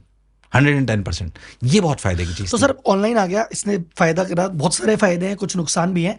अब इसके आने के बाद, पहले तो ऑफलाइन एक ही था, तो क्या फायदा क्या नुकसान, अभी इसके आने के बाद ऑफलाइन सेंटर के क्या फायदे रह गए या अब कुछ नुकसान में हो गया, ये प्लस माइनस इसकी इंपॉर्टेंस क्या है अभी भी? मैं वापस अपनी बात को फिर रिपीट करता हूं कि ऑफलाइन के साथ ऑनलाइन को राइट मिक्स, हाइब्रिड सबसे बेस्ट चीज है आज की तारीख में। अगर आप व्यक्तिगत रूप से मेरे से पूछोगे, स्पेशली उन बच्चों के लिए जिनको 12 घंटे 13 घंटे रोज पढ़ना है, जो आपके और हमारे बच्चे जैसे हैं जिनको 2 घंटे में ही पढ़ना है या जॉब के बाद कोई कोर्स करना है, उनके लिए ऑनलाइन परफेक्ट है 110%। जो बच्चे मान लीजिए पीजी करने वाले बच्चे हैं जो अपने आप में सेल्फ डिसिप्लिन है, उनमें कोई दिक्कत नहीं। जो 15 से 20 साल के बच्चे हैं उनके लिए हाइब्रिड मॉडल परफेक्ट है, क्लासरूम के साथ ऑनलाइन की सारी सुविधाएं। जैसे क्लास आपने पढ़ ली, आप बिल्कुल डिसिप्लिन हो गए, 5-6 घंटे आप चले गए तो आपने बच्चों को भी देख लिया, एक इकोसिस्टम बिल्ड हो गया, फोर्स फोकस रहते हो आप क्लास में। जैसे मैं आपको बताता हूँ थोड़ा सा एक फायदा नुकसान, आज की तारीख में बच्चों को भी बात बोलता हूँ, जैसे आज की तारीख में आपको और मेरा कोई पॉडकास्ट सुन रहा है, अब पॉडकास्ट फायदे का 110% कोई भी पूरा सुनेगा तो, पर फिर भी अभी जो हमें सुन रहे होंगे उसमें से कुछ लोग तो जा चुके होंगे और कुछ लोग थोड़ी देर बाद चले जाएंगे, बट अगर हमारी क्लास को सुन रहे होते तो जा नहीं सकते थे। They are force to focus, यार क्या सोचेंगे राहुल सर, क्या सोचेंगे एनवी सर, जा नहीं सकते, तो वो फोर्सली हमारी अच्छी बातों को सुनते हैं। ये क्लासरूम में होता है, they are force to focus. अरे यार पास वाला भी पढ़ रहा है, मुझे भी पढ़ना है, अरे यार सर देख लेंगे तो क्या बोलेगा, ये ऑनलाइन में मिसिंग होता है। ऑन अ क्लिक वो जा सकते हैं, और ऐसा कई बार होता है, भैया ने आवाज दे दी, मम्मी ने आवाज दे दी, मन में इच्छा नहीं हुई, मारा चल दी, नहीं तो यार वापस लगता है, अच्छा कोई बात नहीं, हम डिस्ट्रैक्ट भी हुए क्लास में तो कोई बात नहीं यार, सर क्या सोचेंगे, मैं वापस पढ़ने लग जाता हूं। ये क्लासरूम का बहुत फायदा है। पर अब मान लीजिए आप घर चले गए, अब अगर आज से 15-20 साल बाद सोचो तो यार मेरे को डाउट आ गया, अब क्या करूं यार, सर तो मिलेंगे ही नहीं यार, वापस जाऊंगा तो कितना टाइम खराब होगा। कोई बात नहीं, मैं घर पहुंचा, मुझे डाउट आया, मैंने तुरंत ऐप खोली, सब दिख गया कि ऑनलाइन का फायदा है। तो अगर राइट मिक्स हम बना ले तो इससे बेहतर एजुकेशन हो नहीं सकती। तो दोनों के अपने फायदे अपने नुकसान है, आप दोनों के फायदे कंबाइन कर लो, दोनों के फायदे कंबाइन कर लो, that is the hybrid education and that is the real tech sector is, और हमें वैसे ही उसे बिल्ड करना चाहिए। सर बिल्ड की बात, अभी हम बात करते हैं एक्सपेंशन और स्ट्रेटजी की। कोटा में आपने फेबुलस काम किया, कोटा में पूरी दुनिया कोटा में आती है, आप भी कोटा में बहुत बड़ा नाम है। आप कोटा से बाहर निकल के अभी आपके टोटल 12 से ज़्यादा स्टेट में 60 से ज़्यादा सेंटर है, तो कोटा से बाहर निकलने की आपने क्या सोची और ये आइडिया कैसे आया कि यार कोटा से भी बाहर निकलते हैं और नेक्स्ट लेवल एक्सपेंड करते हैं? जाहिर सी बात है, उसकी रिक्वायरमेंट दो तरीके से आती है कि हर बच्चा कोटा को अफोर्ड कर पाए, ये पॉसिबल नहीं है पहली बात, क्योंकि हर बच्चा कोटा आके वहाँ के रहन सहन को एक्सेप्ट कर सके। कई बार सिर्फ अफोर्डेबिलिटी भी नहीं होती है, हो सकता है उसको सूट ही नहीं कर रहा है एनवायरनमेंट। जम्मू कश्मीर के कई बार बच्चे आते हैं तो उनको हो सकता है कि इतनी लद्दाख के आसपास का बच्चा है, उसके लिए कोटा एक बहुत ह्यूमिड एनवायरनमेंट है, बहुत हॉट एनवायरनमेंट है, वो उसको अफोर्ड नहीं कर सकता है, कई बार खान पान नहीं अफोर्ड कर पाते हैं, तो अपने शहर में रह के उसे अफोर्ड कर पाएं, ये सबसे इंपॉर्टेंट बात है। दूसरी बात, मैं एक्सेप्ट करता हूँ इस बात को कि अब हमारे लिए इसलिए भी जरूरी है क्योंकि हमारे बहुत सारे जो साथी सहयोगी हैं, कॉम्पिटिटर्स जिन्हें आप बोल सकते हैं, वो भी इस जगह जा रहे हैं, तो वो जाना बहुत जरूरी है ताकि हम अफोर्डेबिलिटी भी ला सकें और बच्चों की रीच तक जा भी सकें। क्योंकि सर मुझे पर्सनली बहुत चीज़ें अच्छी लगती, क्योंकि एज अ टीचर अपन ने काम किया, पापा एंटरप्रेन्योर वाली जो जर्नी चालू हुई है, तो as a business coach and as a businessman मेरे दिमाग में आता है कि हाँ यार ये टीचर तो है बहुत बढ़िया, एज अ बिजनेसमैन के दिमाग में क्या आइडिया है, क्या चीज़ बनाई, इसलिए मैंने ये बात बिल्कुल सही है कि ये हमें करना चाहिए और हम करते भी हैं, बट मैं फिर आपको कह रहा हूँ इस एक्सपेंशन के साथ हम बहुत ज़्यादा ध्यान रखते हैं कि यार क्वालिटी डिटोरिएट नहीं हो जाएगी। ऐसा नहीं हो कि हम जो कोटा में बच्चों को हाइब्रिड मॉडल दे रहे हैं वो वहाँ पे उसको मिल नहीं पाए, वो मिलना जरूरी है। तो सर अभी आप किसी नए स्टेट में जाते हैं, नई सिटी में एंटर करते हैं, वहाँ पे आपने एक सेंटर खोला, तो वहाँ का भी लोकल मार्केट का एक कंपटीशन होगा। मान लो आप एक नई जगह में कहीं एंटर करें, कहीं भी आपका कोई सेंटर हो, आप गए, अब वहाँ पे ऑलरेडी कुछ प्लेयर होंगे, एस्टेब्लिश होंगे, सालों से काम कर रहे होंगे, वहाँ जाके आप कैसे कॉम्पीट कर पाते हैं यार? वहाँ जाके कैसा बच्चा आपके पास आता है, क्या मार्केटिंग स्ट्रेटेजी आप फॉलो करते हैं? बेसिकली एक तो मोशन की और हमारी खुद की एक डिजिटल कैपिटल है, जिससे बच्चा हमें पहले से जानता होता है, उसको ट्रस्ट होता है, तो उस ट्रस्ट की वजह से अपने आप एक बच्चा आता है। दूसरी बात, फिक्स मार्केटिंग स्ट्रेटजीज होती हैं कि जो भी बच्चे वहाँ के हैं उनके लिए हमारे लिए लीड जनरेट होना, फिर उनको अपने सेंटर्स पे बुलाना, अपनी फिलॉसफी समझाना, जो कॉम्पिटिटर्स है उनसे उनको कंपेयर कराना। जब कंपेयर राइटली वो कर लेते हैं, तो जैसे मैं कॉन्फिडेंटली एक बात बोल सकता हूँ कि जब वो कंपेयर कर लेते हैं, कुछ तो होते हैं जिनका माइंडसेट होता है मुझे वहीं जाना है, दैट इज ओके, बट जो कंपेयर कर लेते हैं वो हमारे सिस्टम को बहुत बेहतर पाते हैं। जब वो पाते हैं तो फिर अपना तो बेसिकली हम कई बार इसलिए भी बोलते हैं कि मोशन वो लेता है जो स्मार्ट चॉइस करता है, हाँ। जो फीचर्स को कंपेयर करना जानता हो, जो रेट रेस में नहीं भागता हो, जो वैल्यू फॉर मनी समझता हो। हम कभी नहीं बोलते हम चीपेस्ट हैं, बट हम वैल्यू फॉर मनी है, top quality at the minimum price point, that is what we stand for. अच्छा, सबसे इंपॉर्टेंट बात जो है कि डिजिटल कैपिटल बहुत स्ट्रांग है। हमारे बच्चे, बहुत सारे बच्चे एलुमनाई सब जगह जा चुके हैं। तो मैं आपको बताऊं तो आपको जानकर खुशी होगी कि हमारे आज कोटा में भी और मैक्सिमम जगह हमारे जो बच्चे पढ़ चुके हैं वही रेफर कर करके बच्चे भेजते हैं। हमारे आज भी 60-65% के ऊपर बच्चा रेफरल से ही आ रहा है। बहुत सारे बच्चे आईटी में सेलेक्ट हो चुके हैं, बहुत सारे डॉक्टर्स बन चुके हैं, ओलंपियाड्स क्लियर कर चुके हैं, तो उनके रेफर से अच्छा सर यहीं पे आ गए आप, तो फिर उनको बहुत सारे बच्चे एडमिशन कर लेता है। तो एक जो आपने मार्केटिंग स्ट्रेटेजी बोली, जिस भी शहर में हम जाते हैं कुछ ना कुछ बच्चे हमें वहाँ सेलेक्ट हुए होते हैं, उन्हीं को एम्बेसडर बना देते हैं। तो खुद ही बोलते हैं कि नहीं यार, हाँ, तो वहाँ का लोकल आदमी बोलता है, उसके पेरेंट्स बोलते हैं। सही बात है। जब भी वहाँ सेमिनार होता है तो हमारे पहले से पढ़े हुए बच्चे वहाँ पे खड़े होते हैं, 18 साल की लेगेसी है, तो वहाँ पे बच्चे खड़े होते हैं, तो रेफरल से ही बहुत सारा काम हो जाता है। फिर भी छोटी मोटी चीजें जो करनी होती है वो करते हैं। Done done done. तो सर अभी इन सभी चीजों के लिए ये जो सब आप कर रहे हैं, ये कैसे कर रहे हैं? इसके लिए फंडिंग वगैरह की क्या व्यवस्था है? कहाँ से आपने फंडिंग ली? आपके इन्वेस्टर्स कौन है? मेरे इन्वेस्टर हम खुद ही हैं और बच्चे ही हैं हम, तो क्या, बच्चों ने जो आज तक करा उसी से है। तो कोई इन्वेस्टमेंट हमने अभी तक नहीं लिया है, हम 100% बूटस्ट्रैप कंपनी है। उसकी वजह से समस्याएं आती हैं कैश फ्लो वगैरह में, इसमें कोई दोहराई वाली बात नहीं है, बट अभी तक वो इसलिए नहीं करा है शायद कि जो अगर कोई हमारी सोल को हिलाए कि स्टूडेंट सेंट्रिक अप्रोच से दूर जाए, तो वो जब तक इक्वेशन वो सही नहीं बैठेगी। मैं नहीं कहता हूं कि मंच के माध्यम से कि हमें फंड्स नहीं चाहिए होते हैं और या नहीं चाहिए क्या फंड इसको और स्केल बड़ा कर सकता है, बट वो तभी ही होगा जब हमारी सोल जो है कि स्टूडेंट सेंट्रिक अप्रोच, उसके साथ जुड़ने वाले अगर जब लोग मिलेंगे तो जाहिर सी बात है कि इन्वेस्टर्स लेंगे। और जब तक नहीं मिलेंगे हम धीरे चलेंगे, लेकिन इस मिशन से नहीं हटेंगे, इस मिशन से नहीं हटेंगे। Great sir. तो सर अभी आप, अच्छा, कई लोग ब्रांचेस खोलते हैं खुद की, आपकी ब्रांचेस सिस्टम है या फ्रेंचाइजी देते हैं? हमारे पार्टनर्स और फ्रेंचाइजी मॉडल ही है। तो बेसिकली मेरी फिलॉसफी ऐसी है कि सिस्टम और प्रोसेस से ड्राइव करा जाए। तो फ्रेंचाइजी पार्टनर्स जो होते हैं वो बहुत स्ट्रांग होते हैं कि उनका लोकल बाहुबल होता है, इंफ्रास्ट्रक्चर की प्रॉब्लम वो संभाल लेते हैं, एडमिनिस्ट्रेटिव समस्याएं वो संभाल लेते हैं, उनकी स्किन इन द गेम होता है क्योंकि वो आप में इन्वेस्ट कर रहे होते हैं। बट आपके प्रोसेस सिस्टम ऐसे होने चाहिए कि जैसे मान लीजिए आज HP का पेट्रोल पंप है, BPCL का पेट्रोल पंप है, सब कुछ सिस्टम ड्रिवन है। मैं उस बात पे बिलीव करता हूँ कि टीचर्स को पता होगा कब पढ़ाना है, सारे प्लानर्स यहाँ से बन के जाते हैं, ऐप सारी यहाँ से बन के जाती हैं, क्या उनको करना है, कब करना है, कैसे करना है, कब टेस्ट होगा, टेस्ट पेपर किस लेवल के होंगे, वो सब यहाँ से ड्राइव होता है ताकि क्वालिटी हम इंश्योर कर सकें। तो वो सब हम यहाँ से कोटा से ड्राइव करते हैं, मतलब जो सेंट्रल टीम है वो ड्राइव करती है, बाकी सारी चीजें जो लोकल हैं वो टेक केयर करते हैं। तो फ्रेंचाइजी मॉडल पे आप मोटा मोटी वर्क कर रहे हैं। तो एक चीज मान लो कोई भी व्यक्ति फ्रेंचाइजी ले रहा है तो उसका क्या फायदा हुआ? फॉर एग्जांपल, ऐसी बात है, हमें जीवन में 3 चीज चाहिए होती है। मैं इसलिए नहीं कि हो सकता है फिर मैं बायस लगूं, बट मुझे लगता है सेक्टर कोई बेहतर हो सकता है।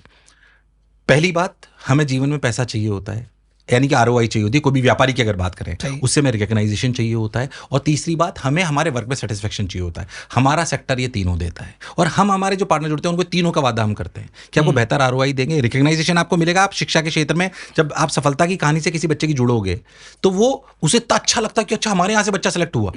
तीसरी बात, वर्क सेटिस्फेक्शन है। सफलता की कहानी में किसी के साथ जुड़ गए तो इससे बेहतर और क्या हो सकता है। तो तीनों चीजें हम उसको देते हैं। और मैं जानता हूं कि कोई भी अगर हमारा पार्टनर जुड़ेगा तो उसके लिए ROI भी बहुत महत्व रखता है, पर उसे हमें समझाना होता है कि स्टूडेंट सेंट्रिक अप्रोच होगी तो ये भी अपने आप आ जाएगी और आता है।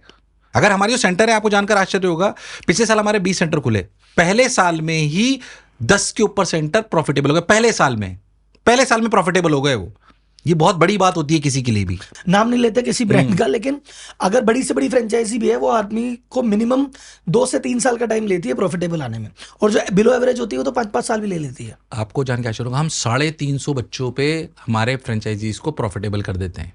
हमने इसलिए फ्लैट हिरार्की सिस्टम रखा है, एसेट लाइट मॉडल रखा है। कोई DTP ऑपरेटर की जरूरत नहीं होती हमारे सेंटर पे। सिर्फ और सिर्फ 18 एम्प्लॉइज पे वो सेंटर प्रॉपरली फंक्शनिंग करता है जैसे कोटा करता है। कोटा में मेरे पास 1200 लोग हैं, उसी स्तर की सर्विसेज सिर्फ 18 लोग हायर करने हैं उसको, सिर्फ 18 लोग, उसी लेवल की फंक्शनिंग वहां पे होगी क्योंकि सिस्टम और प्रोसेस बिल्ड करें। फ्लैट हिरार्की है ताकि एक ही सिस्टम और प्रोसेसेस इतने सारे लोग ड्राइव हो सके। तो सर भी एक इंटरेस्टिंग चीज है कि आप एज अ टीचर कितना भी आप समय स्पेंड कर रहे हो और एज अ एंटरप्रेन्योर कितना टाइम जा रहा है? देखिए ऐसा है, ये एड्यूप्रेन्योरशिप है। मैं एंटरप्रेन्योर अच्छा नहीं हो सकता अगर मैं एजुकेटर अच्छा नहीं है, अगर मैं बच्चों के टच में नहीं हूं। अभी आपसे मिलने से पहले कल रात भी बच्चों के साथ ही था, उनके सेशन नहीं ले रहा हूं, उनसे मिल नहीं रहा हूं। 2 घंटे मैस में गया तो 1.5-2 घंटे। कल ही एक लड़की ने मेरे से पूछा, कल रात की बात बता रहा हूं, मैस में मैं और मेरी वाइफ दोनों साथ में खाना खाने गए थे, तो लड़की मुझे, सर आप 2 घंटे से खड़े खड़े बच्चों से बातें कर रहे हो, उनके सवाल दे रहे हो, थके नहीं आप? मैंने कहा यही मेरा काम है। और ऐसा नहीं कि सिर्फ मैं थक रहा हूं, उसकी समस्याएं तो मुझे बता रही कि मुझे एज ए एंटरप्रेन्योर क्या करना है। फुट ऑन द ग्राउंड है। अरे मेरे को पता ही नहीं पड़ रहा उसकी समस्या। आज से 15 साल पहले जब मैं पढ़ता तब समस्या अलग थी, आज के बच्चे की समस्या अलग है। मेरे टाइम समस्या थी कि सवाल का सॉल्यूशन नहीं मिल रहा, आज ये समस्या नहीं है। आज उसका सवाल करने का मन नहीं कर रहा, ये समस्या है, वो मोटिवेट नहीं हो पा रहा। तो जब तक आप ग्राउंड पे नहीं जाओगे आपको पता नहीं पड़ेगा।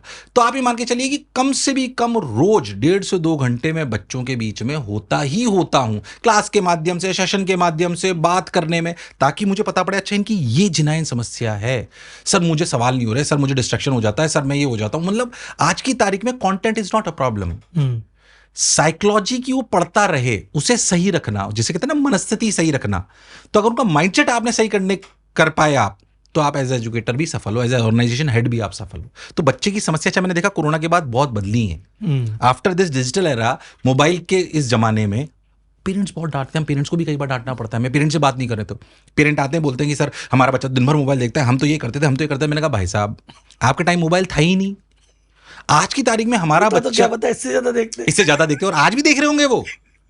मैंने कहा मैं आपका यूसेज निकल रहा हूं तो ज्यादा निकलेगा। हाँ। बट द पॉइंट इज कि पेरेंट को ये समझा पाना, जिस एरा में हमारे बच्चे हैं, ये मोस्ट डिस्ट्रैक्टेड वर्ल्ड है, उसमें उनका जन्म हुआ है, उसमें उनको समझाना कि इसका सही यूज क्या है, ये बहुत इंपॉर्टेंट। मैं वही कहता हूँ कभी कभी कि जब बच्चे थे, कोई पढ़ाई कर रहे थे और बीच में क्रिकेट खेलने की आवाज आती थी कि अरे कोई क्रिकेट खेल रहा है, हाँ, तो ही मन नहीं लगता था कि यार मैं भी जाके खेल आऊं क्या, यार कोई पकड़म पकड़ाई खेल रहा था, ऐसा लग रहा है उठ के जाऊं क्या, उठ के जाऊं। वो छोटा सा डिस्ट्रैक्शन पढ़ने नहीं देता था। अब ये तो रोज ही पकड़म पकड़ाई खेल रहा है, या तो मोबाइल हर दो पे जैसे सेकंड कोई ना कोई पकड़म पकड़ाई डोपामिन खेल हिट रहा हो रहा है तुरंत देखने पे, वो कैसे बच्चा रोकेगा? जब बड़ों के लिए बहुत मुश्किल है, तो हमें समझना भी as a parent, as educator समझना जरूरी है कि उसे मोबाइल नहीं देना या डिजिटल वर्ल्ड से दूर कर देना सही बात नहीं है। उसे उस डिजिटल वर्ल्ड को सही तरीके से उपयोग में लाना कैसे है, ये सिखाना बहुत इंपॉर्टेंट है। तो कुल मिला के एड्यूप्रेन्योर वाला आपका बिजनेस चला कि इधर एजुकेशन भी जरिए और एंटरप्रेन्योर वाला भी काम चल रहा है। बेसिकली जैसे मान लीजिए एक बच्चे ने मेरे को बोला कि सर है ना, मेरे को है ना कोई क्लास में अगर बताने वाला हो ना कि मेरे को क्लास जाना है, कोई मेरे को उठा के भेज देता है तो मैं चला जाता हूँ, पर नहीं जाता हूँ तो गिल्ट में ही वहीं सोता रहता हूँ। मैंने सोचा यार ये तो, जब एज एंटरप्रेन्योर मैंने सोचा यार कमरे पे यार क्या समस्या है, तो जो हमारे रेजिडेंशियल कैंपसेस हैं उसमें हमने फ्लैप बैरियर्स लगा दिए, टर्न स्टाइल्स हैं और फ्लैप बैरियर्स हैं हमारे यहाँ पे, हमारे वार्डन को दिखता रहता है और मैप्ड है कि G17 रूम की बच्ची की क्लास अभी 7 से 2 थी, अगर वो नहीं पहुंची 7:15 तो उठा के उसको रूम से भेज दी। बहुत छोटी सी बात है। बच्चे ने बोला, एक बच्चे ने बोला कि सर मेरे जो मशीन में आपको बता रहा था जिसे हम मिरेकल मशीन बोलते हैं, एक बच्चे ने मेरे को आके बोला कि सर जिस स्तर की शीट में सवाल है ना वो मेरे से नहीं होते, मुझे टफ लगते हैं, मुझे लगता है मुझे इजी से चालू करना चाहिए। मैंने कहा यार बात इसकी बिल्कुल सही है, हम तो सबको एक तरीके का खाना खिला रहे हैं। तो फिर मैंने एज ए एंटरप्रेन्योर सोचा यार किस तरह की मशीन बनाए, टेक वालों से बात करी तो मिरेकल मशीन का इजाद हुआ कि यार हाँ हर बच्चे के लिए होमवर्क बिल्कुल अलग अलग होना चाहिए। कुछ तो कॉमन है जो सबको कॉमन देना है, पर सबका खाना थोड़ा थोड़ा अलग भी होना चाहिए उनकी डेफिशिएंसी के हिसाब से। हो सकता है कि सर आपकी प्रोटीन कम हो तो आप प्रोटीन की गोली लेते हो, मेरे में विटामिन सी की कम हो तो विटामिन लेता हूं, पर गोली तो हो सकता खाना कॉमन खाते हो एक ही घर में होते हो, पर फिर भी क्या सब लोग गोली अलग अलग खाते हैं उनकी डेफिशिएंसी के हिसाब से, वो तो हर बच्चे के लिए अलग अलग होनी चाहिए वैसा है। तो सर अभी कितनी बड़ी टीम है आपकी और कैसे मैनेज होता है? अभी करीब करीब सर हमारे कोटा में जो हमारी टीम है वो 1200 लोगों की है और अक्रॉस द नेशन करीब 2500 लोग हैं जो मोशन के साथ काम कर रहे होते हैं। तो सर 2500 लोगों की लगभग टीम बन गई है, 12 स्टेट 60 जगह पहुंच गए हैं। तो फाइनली अब नेक्स्ट लेग ऑफ ग्रोथ क्या है आपकी, आगे कंपनी का आगे का विजन क्या है अगले 5 साल का? अभी तो ऑनेस्टली स्पीकिंग अभी हमारा विजन ये नहीं है कि हम यूपीएससी में भी चले जाएं या इसमें भी चले जाएं। अभी हम साइंस बेस्ड कॉम्पिटिटिव एग्जामिनेशन कोई और स्ट्रॉन्ग करना चाहते हैं, बट हाँ हमारे सेंटर्स को अब हम और स्केल करना चाहते हैं, जो हमारे फ्रेंचाइजी पार्टनर, क्योंकि अब हमने सिस्टम बना लिया है, फुल प्रूफ कर लिया है, हम उसको बहुत इंप्रूव कर सकते हैं और कर रहे हैं, तो उसको स्केल करने की ही हमारी प्लानिंग है। साइंस बेस्ड कॉम्पिटिटिव एग्जामिनेशंस में सेंटर्स को और रीच आउट करने की हमारी प्लानिंग है। तो सर सेंटर में इस तरह की चीजें, तो आगे जाके कोई इन्वेस्टर की अपॉर्चुनिटी या आईपीओ के बारे में सोचते हैं? ऑनेस्टली स्पीकिंग बिल्कुल सोचते हैं। जैसा मैंने आपको बोला कि पैसा खुदा नहीं है, बट संस्थान के लिए पैसा जरूरी भी बहुत चीज़ है, शिक्षा के लिए भी जरूरी है। इनोवेट करना है, नए मशीन्स बनानी है, हिट एंड ट्रायल करना है, एक्सपेंड करना है, रिसर्च करनी है, सबके लिए पैसा लगता है। तो अगर कोई ऐसा इन्वेस्टर जो स्टूडेंट सेंट्रिक अप्रोच से लेके बात करे, वो ये नहीं बोले सिर्फ कि नहीं यार नंबर्स कैसे बढ़ेंगे, जो ये समझ पाए कि अगर हमने ये कर दिया तो नंबर्स और पैसा दोनों बढ़ जाएंगे। अगर कोई इस अप्रोच के साथ इन्वेस्टर आता है तो हम उसे बिल्कुल, उसका बहुत स्वागत है। और मैं कहता हूं इसको भी, अगर कोई मुझे सुन रहा है तो मेरी उनसे रिक्वेस्ट है कि इस अप्रोच से भी आप करिए। आपने सब 25 कंपनी में ऐसे में इन्वेस्ट करा होगा जो आपको ये बताती होगी कि 1 रुपये लगाओ 5 हो जाएगी। मैं आपको कहता हूं आप हमारी कंपनी में 5 रुपये लगाइए, हमारी परसेंटेज सिलेक्शन हम आपको 25% से बढ़ा के बताएंगे। अगर किसी संस्थान ने 25% सिलेक्शन परसेंटेज बढ़ा दी, क्या आपको नहीं लगता उसकी ग्रोथ मनी वाइज भी 200% होगी? पर ये इस बात को कोई समझ पाए, अगर वो साथ जुड़े तो उनका स्वागत है। और जाहिर सी बात है उसकी नेक्स्ट स्टेज आईपीओ होती है, तो आईपीओ एक ऐसा जगह है जहां पे जाना चाहिए, और उसमें मैं जाना चाहता हूं कि मुझे लगता है कि आईपीओ में जाने से मनी का इन्फ्यूजन भी होगा, पर साथ ही साथ हमारी जो सोल है उसको कोई छेड़ेगा नहीं। हाँ, एक होता है आईपीओ, मुझे कहता हूँ आईपीओ ऐसा है कि वो समंदर है जहाँ जाके सारी नदियां मिल जाती है, और वो नदियां मिल जाती है तो फिर एक इंस्टीट्यूशन बन जाता है जो कि लाइफ लॉन्ग है। करेक्ट। हमारे बाद भी वो चीज रहेगी। आईपीओ ये गारंटी देता है इस बात, वो लेगेसी बना देता है कि ठीक है भाई साहब, अगर धीरू भाई अंबानी जी आईपीओ ले आए थे तो अब ये रिलायंस रहेगी आने वाले 100 साल तक। करेक्ट। सर अब बात करते हैं आईआईटी की और कोटा की। सबसे इंपॉर्टेंट की कोटा की कंडीशन, पहले कोटा नंबर 1 था, अभी मैं ये नहीं कह रहा कि अभी नहीं है, लेकिन जब कोटा नंबर 1 था, कोटा के जलवे थे, तो क्या कारण था कि कोटा पूरे इंडिया में इस आईआईटी कैपिटल के रूप में जाना गया? और आज की डेट में कोटा में क्या वही स्थिति है? और अगर है तो क्यों? है तो ठीक बात है, नहीं है तो क्या कारण है? तो बेसिकली कोटा आज भी नंबर 1 है सिलेक्शन परसेंटेज को लेकर, सिलेक्शंस को लेकर, इसमें कोई दोहराए वाली बात नहीं। हो सकता है कई लोग कमेंट में बोले कि नहीं ऐसा नहीं है, बट मैं क्योंकि कोटा से हूँ तो बायस नजर आऊंगा, बट ऐसा सच है क्योंकि आज भी जो वहाँ की पेडागोजी है वो बहुत स्ट्रॉन्ग है, एजुकेटर्स आज भी वहाँ बहुत स्ट्रॉन्ग है, सारी रिसर्च वहाँ पे होती है। It is like silicon valley, it is like silicon valley, तो उसकी वर्थ है। हाँ, जाहिर सी बात है, मैं मानूंगा कि वहाँ पे डिक्लाइन हुआ है नंबर्स का डिक्लाइन होने के कारण 2 प्रमुख हैं, इनफैक्ट 3 प्रमुख है। थोड़ा सा कोटा में कुछ टाइम के लिए अफोर्डेबिलिटी थोड़ी ज़्यादा हो गई थी because of demand and supply. Kota की डिमांड बहुत ज़्यादा हो गई थी तो अकोमोडेशन थोड़ा महंगा हो गया था वहाँ पे, इसलिए ओवरऑल कॉस्ट बढ़ गई थी। अब वो वापस बहुत कम आ गई है, अगर कोई मुझे सुन रहे हैं तो 100% वो बहुत कम आ चुकी है बिकॉज अब थोड़ी सी डिमांड कम है, तो बच्चे थोड़े कम हुए। बाय गॉड ग्रेस मोशन के कम नहीं हुए, मोशन की ग्रोथ हमेशा नंबर्स में बढ़ी है, मार्केट शेयर हमारा बहुत बढ़ गया इस वजह से। दूसरा कारण कोटा में बच्चे कम आने का एक ये जो नैरेटिव सुसाइड को लेके नेगेटिव हो गया। नंबर्स कोई कोटा के बहुत बड़े नहीं है, बट मीडिया ट्रायल में हम हार गए, मीडिया ट्रायल को हम नहीं संभाल पाए। वी एक्सेप्ट एज अ मतलब रेजिडेंट ऑफ कोटा कि हम उसे नहीं संभाल पाए, तो नैरेटिव हमारे लिए बहुत रॉन्ग प्ले कर गया।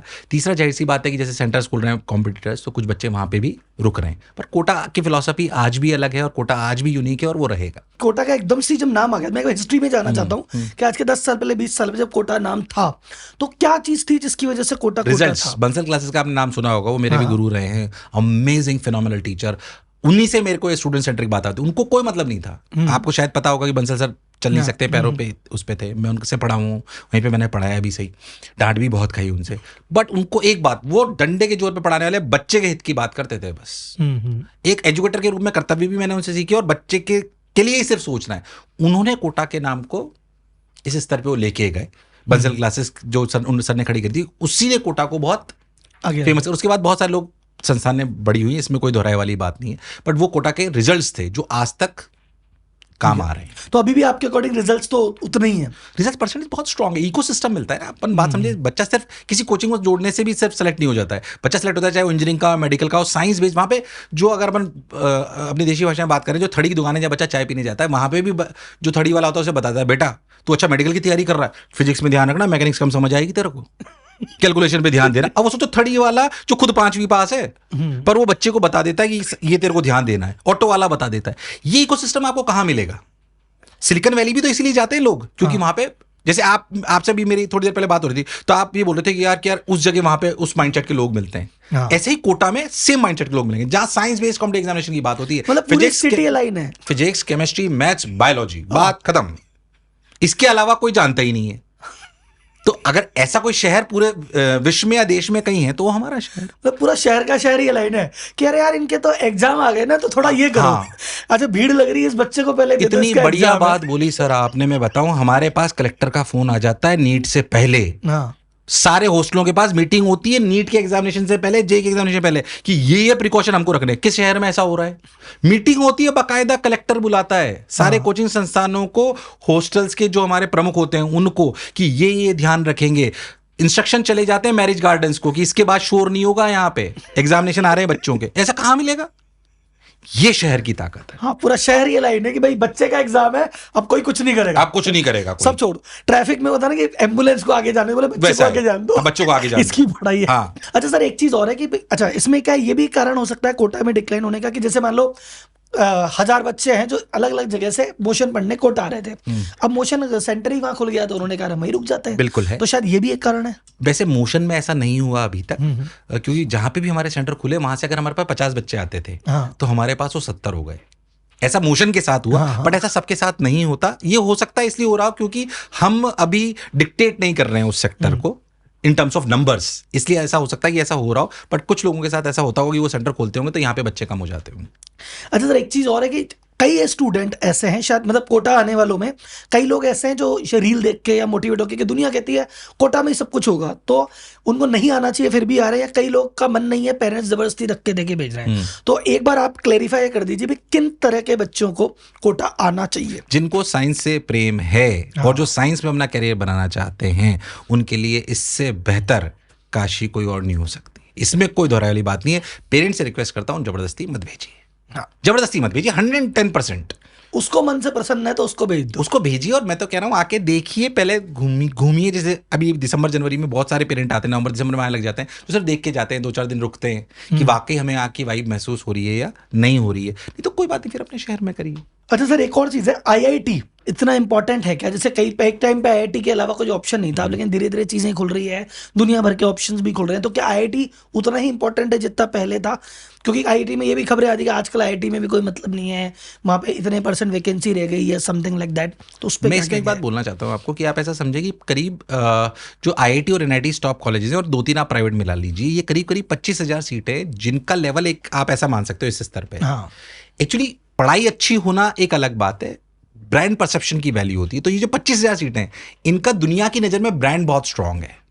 तो इन बच्चों को वैल्यू मिलती है इन जॉब्स में, प्रायोरिटीज में, रिन्यूमरेशन के टाइम पे उनका क्या स्केल होगा इस पर, इसमें कोई शक और संशय वाली बात नहीं है। मैं काबिलियत अभी नहीं कंपेयर कर रहा हूं कि इन बच्चों की और जो नॉर्मल कॉलेज में पढ़ रहे हैं उनकी काबिलियत सेम भी हो सकती है, बट चांस इन्हें ज्यादा मिलता है। हम बच्चों को भी एक ही बात बोलता हूं, वापस रिपीट करता हूं, बच्चे जब मुझसे सवाल पूछते हैं कि सर आईआईटी वाला ही सक्सेसफुल होता है क्या, मैं कभी नहीं बोलता ऐसा कि all IITians and doctors are successful, ऐसा जरूरी नहीं है, and all successful people are IITians and doctors, ऐसा भी जरूरी नहीं है।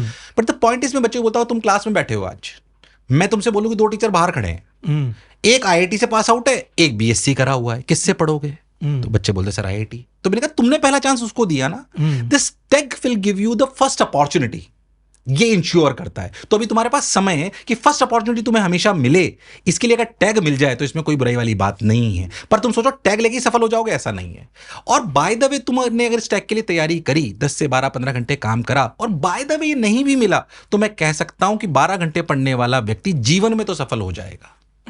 तो इंपॉर्टेंट है for the first opportunity, but यही सिर्फ एक तरीका है सक्सेस होने का, ये जरूरी नहीं। मतलब आईआईटी को लेकर जो कुछ लोग कहते हैं कि भाई पहले जो मोह था अब नहीं है, आगे भंग हो जाएगा, आपको क्या लगता है इस थ्योरी में? सर, कॉम्पिटिटिव एग्जामिनेशन हमारे देश में कभी गायब नहीं होंगे। आईआईटी की जगह कोई और रिप्लेस कर लेगा, कुछ और हो सकता है, पहले कम आईआईटी थे अब ज्यादा हो गए, एनआईटीज भी उस लेवल पे ले आए, ये हो सकता है। बट स्केल जिस तरीके का कॉम्पिटिटिव एग्जामिनेशन देने वाले बच्चे हैं, ये value of the top organisations या टॉप इंस्टीट्यूशंस कम नहीं होगी।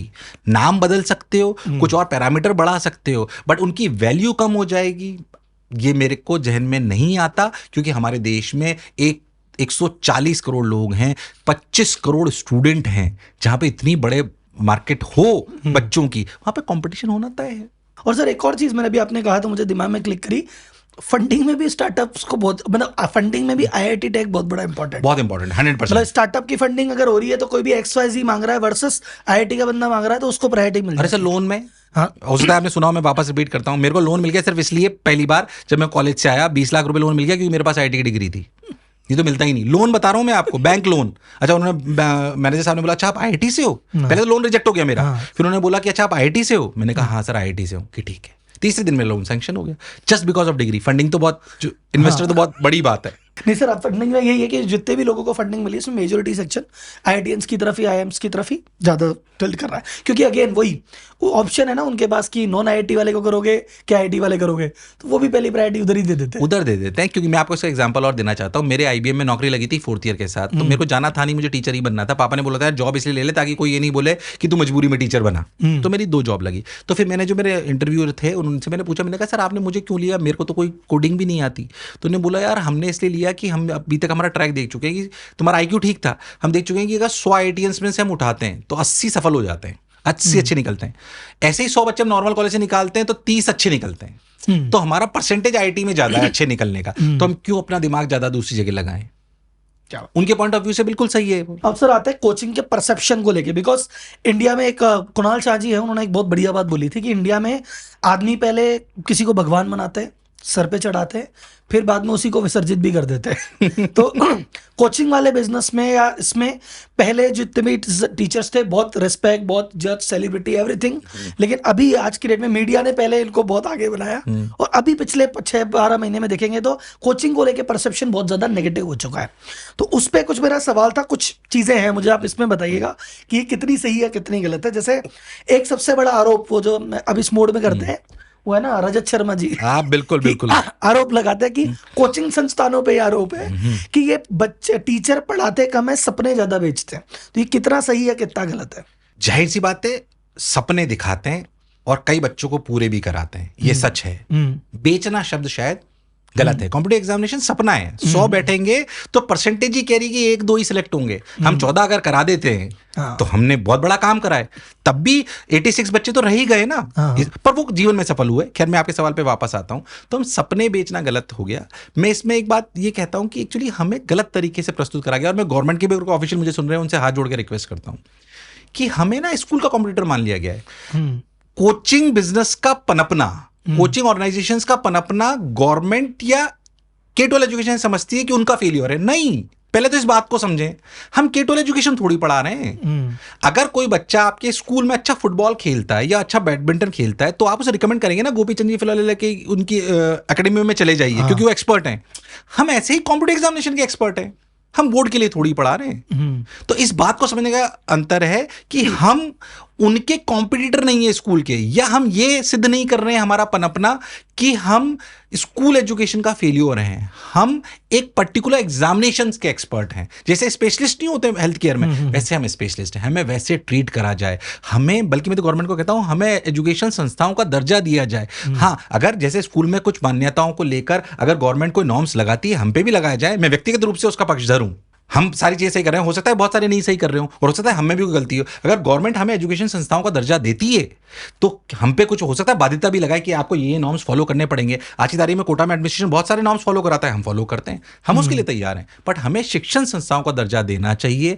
हमें एजुकेशन सिस्टम, हमारा बढ़ना एजुकेशन सिस्टम के फेलियर को नहीं मानना चाहिए। ये गलत विचारधारा है सर। एक और विचारधारा है आजकल बहुत ज्यादा हो गई कि इंस्टीट्यूशंस, कोचिंग इंस्टीट्यूशन रैंक बना नहीं रहे, खरीद रहे। ये कितना ठीक और कितना झूठ है? वैसे मैंने सोचा नहीं था कि इसका जवाब मैं दूंगा बट ये सच है। मोशन इस फिलॉसफी में बिल्कुल नहीं है, और मंच के माध्यम से कह रहा हूँ कि इसीलिए आप देखोगे तो हमारे यहाँ पे टॉप 10 में बहुत रैंक आपको मोशन में दिखाई नहीं देगी। टॉप 100 में 3-4 निकलती है, सिलेक्शन परसेंटेज बम्पर होती है, क्योंकि बच्चे और पेरेंट्स सिर्फ टॉप 10, टॉप 100 रैंक को देख के ज़्यादा अट्रैक्ट होते हैं। तो वो मॉनिटरी नंबर्स को ज़्यादा बढ़ाता है। तो जहाँ फंडिंग हो रही है या जहाँ पे फंड ज़्यादा है, वहाँ पे थोड़ा होता है कि थोड़े टॉपर्स को पैसे दिए जाते हैं, सब होता है वो। मैं इससे डिसएग्री नहीं कर रहा हूँ, बट मैं उसका व्यक्तिगत रूप से बहुत विचारधारा उसका पक्षधर नहीं हूँ, तो वो हम नहीं करते हैं। बट हाँ, कुछ हद तक ये होता है, इसे नकारा नहीं जा सकता। अब इसे आप सही देखें, गलत देखें, या आप ऐसा मान लें कि किसी यूनिवर्सिटी में, किसी स्कूल में जो टॉपर बच्चा होता है उसे सुविधाएं ज़्यादा मिलती है, तो इस सुविधाओं का एक स्तर और बढ़ गया है कि वो पैसे में भी चला गया, पैसे भी मिल गए उसको कि भाई नकद पुरस्कार दे दिया उसको। मैं कह रहा हूँ आज से सरकारी स्कूल में भी जो फर्स्ट आता है उसे 100 रुपए दिए जाते थे ना, वो लालच था। बच्चे के लिए सम्मान था, सम्मान और पैसा लालच दिया जाता था ना सर।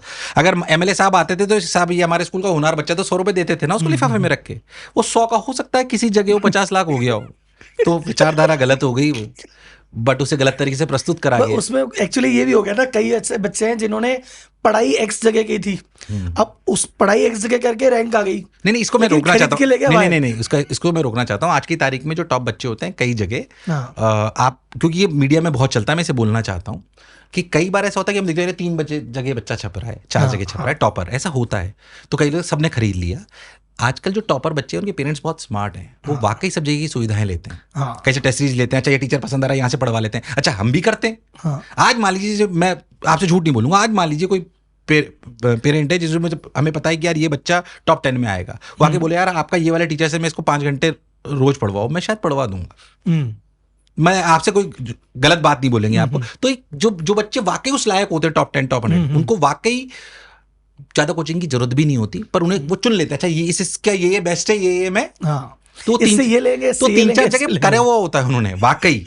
मतलब इसमें कोई ऐसा नहीं कि, और हो सकता है कई जगह ऐसा हो कि बिल्कुल ही वो कभी गया ही नहीं हो और पैसे के दम पे हो गया हो, मेरे को ऐसा थोड़ा कम नजर आता है। बट जो अपन 3-4 जगह अपन छपते हुए देखते हैं, उनकी वास्तविकता होती है कि उन्होंने सुविधाएं वहां से ली हुई होती हैं। और सर एक और चीज होती है ना कि कई बार ऐसा होता है कि इन्होंने खरीद लिया, ये स्टोरी है कि कोचिंग इंस्टीट्यूट ने खरीद लिया, लेकिन एक होता है ना बिकने वाला भी तो रेट कार्ड लेके बैठा था कि इतने दो तो मेरा छाप दो, वो भी तो बिकने बैठा था। चलो एक लाभ आता है सर अपने फ्यूचर ऑफ एजुकेशन के ऊपर। जैसे आज की डेट में सब जगह एआई, चैट जीपीटी, ये 10 चीजें आ गई है, तो ये फ्यूचर के लिए कितनी पॉजिटिव या नेगेटिव है, या टीचिंग में इसका कितना यूज होता है? टीचिंग टूल्स में इसका बहुत यूज होने वाला है और हम कर भी रहे हैं, और इस पे बहुत it will do that paradigm shift in education. जैसे लाइव लेक्चर चल रहा है तो उसमें आर्टिफिशियल इंटेलिजेंस अगर ढंग से इंटीग्रेट करी जाएगी जो समय के साथ आने वाला है, तो आप ये समझ के चलिए कि बहुत आसानी से बच्चा जो लाइव डाउट पूछेगा वो तुरंत उसको आर्टिफिशियल इंटेलिजेंस आंसर दे देगा उसी कॉन्टेक्स्ट में जो टीचर पढ़ा रहा होगा, without intervention of teacher. It will play a very very important role, बच्चे के लिए बहुत आसान होगा। हो सकता है ऐसा कि जैसे मान लीजिए आज से आप बच्चे पढ़ रहे हैं, अब आपका एवेटार खड़ा हो जाएगा आर्टिफिशियल इंटेलिजेंस से, तो जो भी बच्चा डाउट पूछेगा आप ही समझाते उसे नजर आएंगे। आर्टिफिशियल इंटेलिजेंस में सब होगा, ये बहुत फायदे की चीज है। बट ये समझना पड़ेगा कि आर्टिफिशियल इंटेलिजेंस आपके दिमाग को कहीं कमजोर तो नहीं कर रहा, ये बच्चे को समझने की आवश्यकता है। मेरे पास सवाल नहीं है, मैंने तुरंत आंसर देख लिया, ये आपको रोक देगा। मुझे मान लीजिए कि मुझे आर्टिफिशियल इंटेलिजेंस को बच्चों को कैसे सॉल्व यूज देना चाहिए कि यार मुझे है ना इस टॉपिक पे 5 सवाल नए दो इस लेवल के, आपने आर्टिफिशियल इंटेलिजेंस का सही यूज करा, पर मुझे इन 5 सवालों को तुरंत उत्तर दे दो, ये आपने अपने दिमाग को कमजोर कर लिया। तो the right usage of AI for student, ये सिखाना हम एजुकेटर्स का काम अब होना चाहिए। सच्चाई ये है, और टीचर्स के लिए भी ये समझना बहुत इंपॉर्टेंट है कि अब उनके पास एक ऐसा टूल आ गया जिसमें उन्हें घबराने की जरूरत नहीं है। मैं कई बार जो मेरे 2-2 साल के 3-3 साल के टीचर्स होते हैं, मैं बोलता हूं घबराओ मत, जो हमने 20 साल में सीखा तुम 2 साल में बच्चों को एफिशिएंटली ड्राइव कर सकते हो, डरने की क्या जरूरत है, सब कुछ तो कंटेंट है तुम्हारे पास। हमें तो कई बार सवाल अटक जाता था, तो मैंने ऐसे टीचर्स देखे जो हमारे साथ पढ़ाते थे, अगर एक सवाल अटक गया आप सॉल्यूशन तो कहीं मिला ही नहीं, वो 2 दिन तक उस डीपीपी को डिस्कस ही नहीं कर रहे, क्यों? आंसर तो निकला ही नहीं। आज ये समस्या नहीं है, तो टीचर्स के पास आंसर तो निकलेगा ना। तो आने वाले समय में हम समझें सर कि आने वाले आज से 20 साल पहले समस्या थी समाधान की, प्रश्न होता था समाधान कहां से लाऊं। अब सर समस्या समाधान की नहीं है, समाधान सारे अवेलेबल है। क्या आप में वो हुनर है कि आप सही सवाल पूछ पाओ? मैं हर बच्चा जो मुझे सुन रहा है, जो आदमी भी सुन रहा है, मैं कह रहा हूं आप चैट जीपीटी के सामने, आर्टिफिशियल इंटेलिजेंस के किसी भी प्लेटफॉर्म के सामने बैठ जाओ, आधे घंटे बाद आप सोचोगे क्या पूछूं, आपके पास सवाल ही नहीं है, आप नहीं पूछ पाओगे। It is not that easy. तो क्या आप सही सवाल एनवायरमेंट से निकालकर पूछ पा रहे हो? That is the skill which is required in the future, और ये बच्चों को सिखाना बहुत जरूरी है। और सर इसी में 2 चीज याद, अभी आपने जो कहा इससे 2 चीज याद आई। एक जो हमने कहा सिखाना, सवाल पूछना ज्यादा जरूरी है। पूरी चैट जीपीटी या पूरी एआई इसी बात पे टिकी है कि तुम प्रॉम्प्ट कितना अच्छा देते हो। प्रॉम्प्ट कितना अच्छा देते हो, प्रॉम्प्ट अच्छा दोगे तो आंसर अच्छा देगा। अब तुम्हें प्रॉम्प्ट ही देना नहीं आता तो चैट जीपीटी क्या कर लेगी, एआई कर लेगा। तो मैं इसीलिए हमेशा बोलता हूं कि असली शिक्षा क्या है, ये कई बार बोल चुका हूं पर मैं रिपीट करता हूं, and believe into that system, कि सीखने की प्रक्रिया को सिखाना असली शिक्षा है।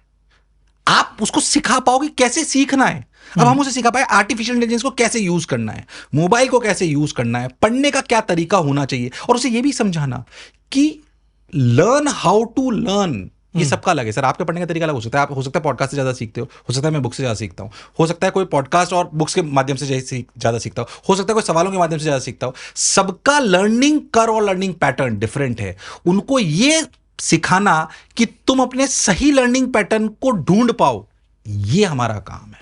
और सर आपने जो बात बोली वो जो क्लिक करती है, जैसे आज के 10-20 साल पहले जब फोन ज्यादा प्रचलित नहीं थे, मुझे शायद कम से कम 50-60 लोगों का नंबर याद था। अब नहीं याद है कि इसका मम्मी का नंबर ये, पापा का ये, फलाने का ये, पड़ोसी का ये, इसका ये, सबके नंबर याद थे। और अब तो शायद लगा लेते कि घर के 3 लोगों के नंबर मुश्किल से याद होंगे, उसके अलावा बोले सब सेव है। सर मैं इसीलिए बोल रहा हूँ, कन्वीनियंस कई बच्चे को कमजोर तो नहीं कर रही है। जैसे मैं आपको बताता हूँ, हमारे टीचर कई बार बोलते हैं सर ये एनिमेशन बनाते हैं, ये बना देते हैं। मैंने कहा एनिमेशन वो बनाना है, जैसे मान लीजिए मैं आपको बात बोल रहा हूँ छोटी सी, कि यहां से लेकर यहां तक ये स्ट्रिंग है, इसको अपन ने ऐसे हिलाया। अगर बच्चा ये भी इमेजिन नहीं कर पा रहा है, मुझे एनिमेशन से दिखाना पड़ रहा है, तो मैं बच्चे के दिमाग को कमजोर कर रहा हूं। ये मुझे एनिमेशन नहीं बनाना चाहिए। अगर मैं आपसे एज एजुकेटर पूछूं, कई लोग बनाते हैं तो बच्चे को भी अच्छा लगता है, बट अगर एज एजुकेटर आप मेरे से पूछोगे नहीं बनाना चाहिए। अगर बच्चे को आप इतना सा इमेजिन नहीं करवा पा रहे, उसके दिमाग में जोर ही नहीं डल रहा है, वो सेलेक्ट या उसका दिमाग तेज तब होगा जब उसके दिमाग पे जोर डलेगा। अगर मेरी क्लास के बाद बच्चे को सिर्फ मूवी जैसा मजा आया तो एंटरटेनमेंट थोड़ी था। ये यहां स्ट्रेस आएगा तभी नए न्यूरॉन्स कनेक्ट होंगे। स्ट्रेस मींस क्या है मैं आपको बताता हूं। जब अपन मूवी देख रहे होते हैं और रिलैक्स होते हैं ना सर, तो साइंस कहती है कि कोई नए न्यूरॉन्स बनके कनेक्ट नहीं हो रहे होते। एजुकेशन बिल्कुल अलग है। अगर मैंने क्लास ली तो बच्चे के नए न्यूरॉन्स और दूसरे न्यूरॉन्स से कनेक्ट होने चाहिए। ये फिल्म नहीं है, ये एंटरटेनमेंट नहीं है। हाँ, इसको हमने एंगेजिंग बनाने के लिए कुछ चीजें जोड़ी है एंटरटेनमेंट से, वो एक अलग बात है। बट बच्चे को भी समझना आवश्यक है कि अगर जब तुमने क्लास करी और पढ़ाई करी तो और नए न्यूरॉन्स बिल्ट नहीं हुए तो तुम्हें कोई फायदा नहीं हुआ। ये मूवी नहीं थी, ये समझाना बच्चे को बहुत, जैसे गेम ऑफ थ्रोन सीरीज है, हाँ। अब उस पे बुक भी है और अब सीरीज भी है।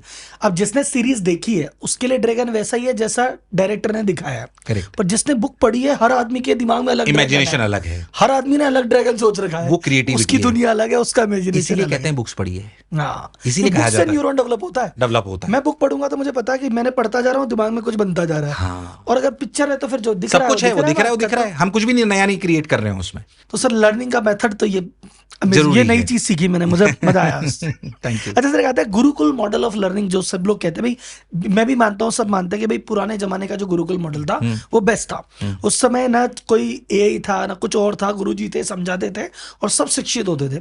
तो वो मॉडल क्या आज के रेट में रिलेवेंट है, कैसे उसको काम में ले इस सकते पे तो हैं? मैं बहुत हमेशा बोलता भी हूँ और वापस उस बात को रिपीट करता हूँ। आज से 5000 वर्ष पहले हमारे जो गुरुकुल परिपाटी थी वो बहुत अच्छी थी, पर वो स्केलेबल नहीं थी। सिर्फ राजाओं के बच्चे, मंत्रियों के बच्चे ही वहां जा पाते थे। और मैं हमेशा कहता हूँ इस बात को लेके, पर जो गुरु होता था वो जानता था कि अच्छा राजा का बच्चा है पर इसको गदाधारी बनाना है, इसमें वो कला है, ये चाणक्य नीति में अच्छा हो सकता है, तो उनके हिसाब से वो कस्टमाइज करिकुलम करता था और उनके लिए बनाकर उससे पढ़ाता था। पर उसके पास बहुत ही कम बच्चे होते थे, राजाओं के आते थे। समय बदला 200, 250, 300 साल पहले, जब 200 साल पहले जब इंडस्ट्रियल रिवोल्यूशन हुआ तो हमें लगा यार हमें तो बहुत सारे एम्प्लॉइज चाहिए, तो हम शिक्षा पद्धति पे आए जिससे आज आप और हम सब बड़े हुए हैं, जिसे हम क्लास सिस्टम कहते हैं। जो एजुकेशन सिस्टम का क्लास सिस्टम है, जिसे ए सिस्टम से बनाया गया, ये इवॉल्व हुआ ऐसे धीरे धीरे।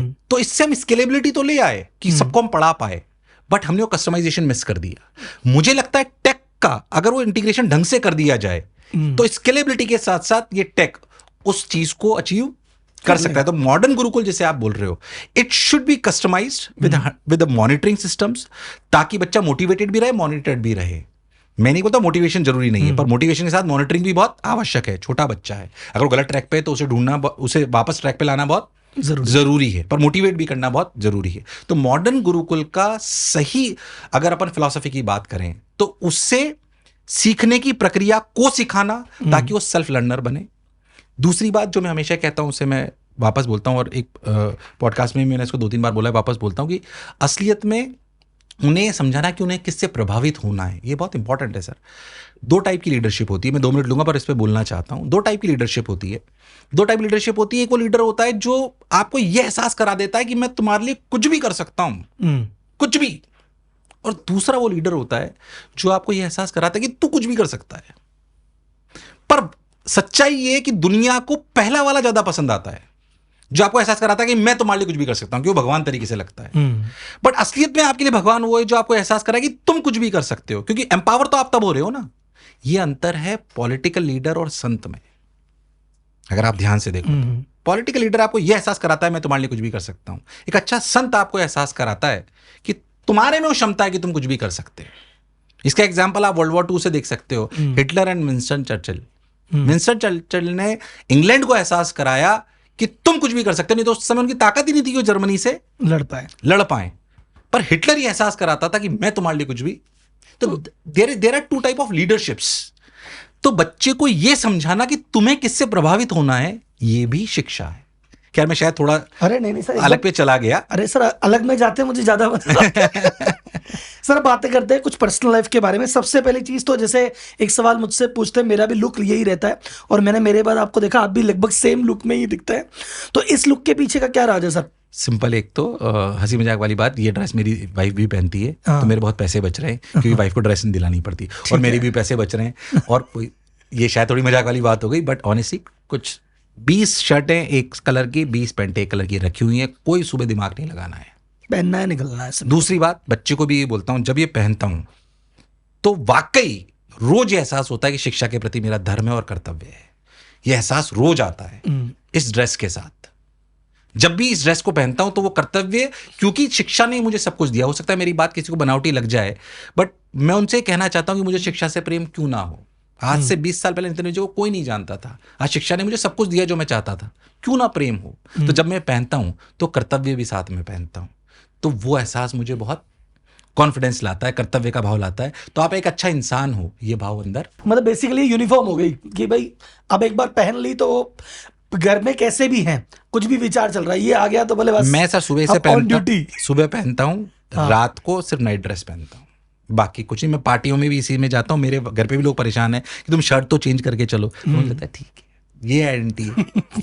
अच्छा सर, टीवीएफ वाली स्टोरी पे, टीवीएफ का कोटा फैक्ट्री आया, बहुत फेमस हुआ, जीतू भैया बहुत ज्यादा पॉपुलर हुए, और जीतू भैया का जो कैरेक्टर था तो वो आप ही से इंस्पायर था, उसके बारे में कुछ बताइए सर। वो एक्चुअली मेरे से कभी पूछा भी नहीं गया। जब वो पहली बार कोटा फैक्ट्री आई तो लोगों ने, जब उन्होंने बोला, उनके डायरेक्टर उन सब ने कि ये पूरा कैरेक्टर एनवी सर से इंस्पायर्ड है, तब मुझे पहली बार पता पड़ा कि ये इन्होंने मेरा कैरेक्टर को लिया है। तो उनका भी बहुत बहुत धन्यवाद। हालांकि उन्होंने मेरे से बिना पूछे ही सब कुछ कराए, बट मैं उनका बहुत बहुत धन्यवाद देता हूं कि उनकी वजह से मेरे को बहुत लोग ज्यादा जानने लगे। तो बहुत बहुत धन्यवाद, मतलब उन्होंने बहुत फायदा हुआ मुझे भी व्यक्तिगत रूप से। आपने देखी सर कोटा फैक्ट्री? मैंने ऑनेस्टली स्पीकिंग नहीं देखी है। मैंने किस लिए नहीं देखी है कि मुझे शायद लगता है पता नहीं इन्होंने कुछ गलत चीजें दिखाई हो जो मैंने नहीं देखना चाहता हूं, तो मैंने आज तक उसको नहीं देखी। बट लोग बात बोलते हैं कि वो जो कैरेक्टर है वो आपको रिजेंबल करता है, क्योंकि आप भी स्टूडेंट सेंट्रिक हो, वो कैरेक्टर भी स्टूडेंट सेंट्रिक है। क्योंकि उसमें एक और चीज मैं इसलिए पूछना चाह रहा था, अगर वो देखा होता तो, क्योंकि उन्होंने खुद का, जीतू भैया ने पढ़ाते थे, फिर खोल के खुद का सेंटर चालू किया, तो उनको जो जो डिफिकल्टी आई, मैं देखना चाहता था कि वो डिफिकल्टी भी आपसे रिजेंबल करती है। बिल्कुल वैसी ही है जो भी हमारे सब लोगों ने देखी हुई है, बोलते हैं बिल्कुल ऑलमोस्ट वैसी दिखाई गई हैं। वो स्ट्रगल चाहे फाइनेंस को लेकर हो, कोचिंग को लेकर हो, क्योंकि उन सब में सारी बातें दिखाई गई हैं। बड़े प्लेयर्स के साथ जो आपकी फाइट होती है उस तरीके, वो सब प्रॉब्लम्स फेस करी हैं। तो मतलब वो स्टोरी वहीं से ही है, वहीं से ही है। तो सर देख के मुझे बताइएगा। अच्छा सर, आपका निर्मला सीतारमन जी से आपका मिलना हुआ, वो एक्सपीरियंस कैसा रहा? मतलब ऐसा, जैसे निर्मला सीतारमन जी कोटा आती है, तो जैसे भी हमारे माननीय लोकसभा स्पीकर जो कोटा से हैं, तो जब भी कोई मंत्री बड़े आते हैं तो उनको लाते हैं, तो हम कोचिंग संस्थान वालों को सबको मिलाते हैं उनसे। तो सौभाग्य की बात ये रही कि मैं थोड़ा सा लेट पहुंचा। तो जब मैं लेट पहुंचा तो वहाँ पे सभी कोचिंग इंस्टीट्यूट्स के बच्चे थे, थोड़े थोड़े सबके बुलाए गए थे, 500 200 सबके, क्योंकि उनका टॉक शो था। तो जब मैं वहाँ पे एंटर करा तो निर्मला सीतारमन जी मंच पे थी, फिर मेरे को उनका स्वागत करना था। पर जब मैं एंटर करा तो सारे बच्चों ने बहुत होटिंग करी, out of love, by god grace. तो निर्मला सीतारमन ने देखा यार ये कौन है, तो फिर उन्होंने मेरे को, मंच पे जब मैं गया तो उन्होंने मेरे से थोड़ी देर बात करी, उन्होंने बोला, फिर उन्होंने मंच से बोला भी सही कि मतलब इट इज़ मतलब फिनोमिनल कि कोई फिजिक्स का अध्यापक है जिसको प्रेम मिलता है, नहीं तो मुझे फिजिक्स से प्रेम ही नहीं था। अच्छा सर, आप स्ट्रेस कैसे हैंडल करते हैं? क्योंकि बहुत सारे बच्चे हैं जिनको आप गाइड करते हैं स्ट्रेस हैंडल को, कभी अगर आपके स्ट्रेस हो जाता है तो what's your way to handle it? पहली बात, ये एक चैनल होती है स्पाइरल, जिसमें आप ट्रैप हो जाते हो, मेरा क्या होगा, मेरा क्या होगा, मेरा क्या होगा। पहली बात, इस चैनल को कट करना पड़ता है। चैनल कट करने के आपको तरीके पता हो सकते हैं, जैसे कि मेरे बाहर घूमने से मेरा चैनल कट होता है, या हो सकता है फैमिली के साथ बात करने से मेरा चैनल कट हो सकता है, या हो सकता है क्रिकेट खेलने से होता हो। तो पहली बात आइडेंटिफाई करो कि क्या करने से वो स्ट्रेस का माइंड आपका डेविएट होता है। पहली बात तो ये करना जरूरी है। दूसरी बात, स्ट्रेस हो ही कम, ये सीखना भी इंपॉर्टेंट है। आज से 10 साल 15 साल पहले मुझे जिस बात का स्ट्रेस होता था, आज नहीं होता है, वाकई नहीं होता है। मेरे घर वाले भी मुझे कहते हैं आप बहुत काम एंड कंपोज्ड हो गए हो, बहुत आराम से चीज़ों को हैंडल कर लेते हो, बहुत बड़ी बड़ी चीज़ों के बिना किसी दिक्कत के।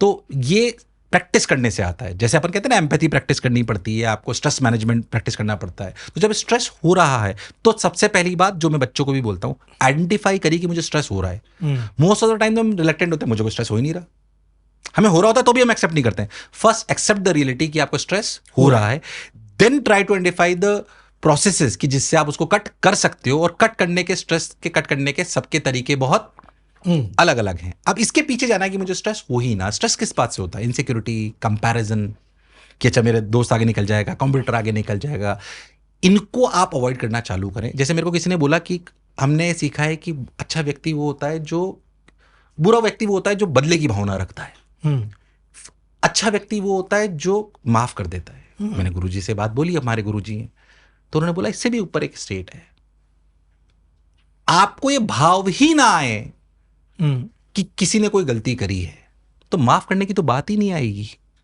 तो power of ignorance of other mistakes को इग्नोर करने की पावर अगर आप धीरे धीरे बिल्ड करोगे तो आपका जीवन बहुत आसान होगा। मैं फिर नहीं बोल रहा हूं कि स्ट्रेस नहीं आता, स्ट्रेस आज भी हमें आता है, बट उसे हैंडल करने के बहुत सारे अलग अलग आपका क्या मेथड है, पर्सनल मेथड मोस्ट फेवरेट? जैसे मैं आपको बताऊं तो मोस्ट फेवरेट ये कि या तो फैमिली के साथ टाइम स्पेंड करना, या ऑनेस्टली स्पीकिंग जैसे कुछ कॉमेडी सीरियल्स हैं, आपने देखा होगा सारा भाई वर्सेस सारा भाई, या सुमित संभाल लेगा। तो अगर मुझे कभी ज़्यादा स्ट्रेस होता है तो 20 मिनट का उसके एपिसोड है तो मैं उसे देख लेता हूँ, तो बिल्कुल रिलैक्स हो जाता है कि हाँ यार लाइफ बहुत चिल है। चिल है।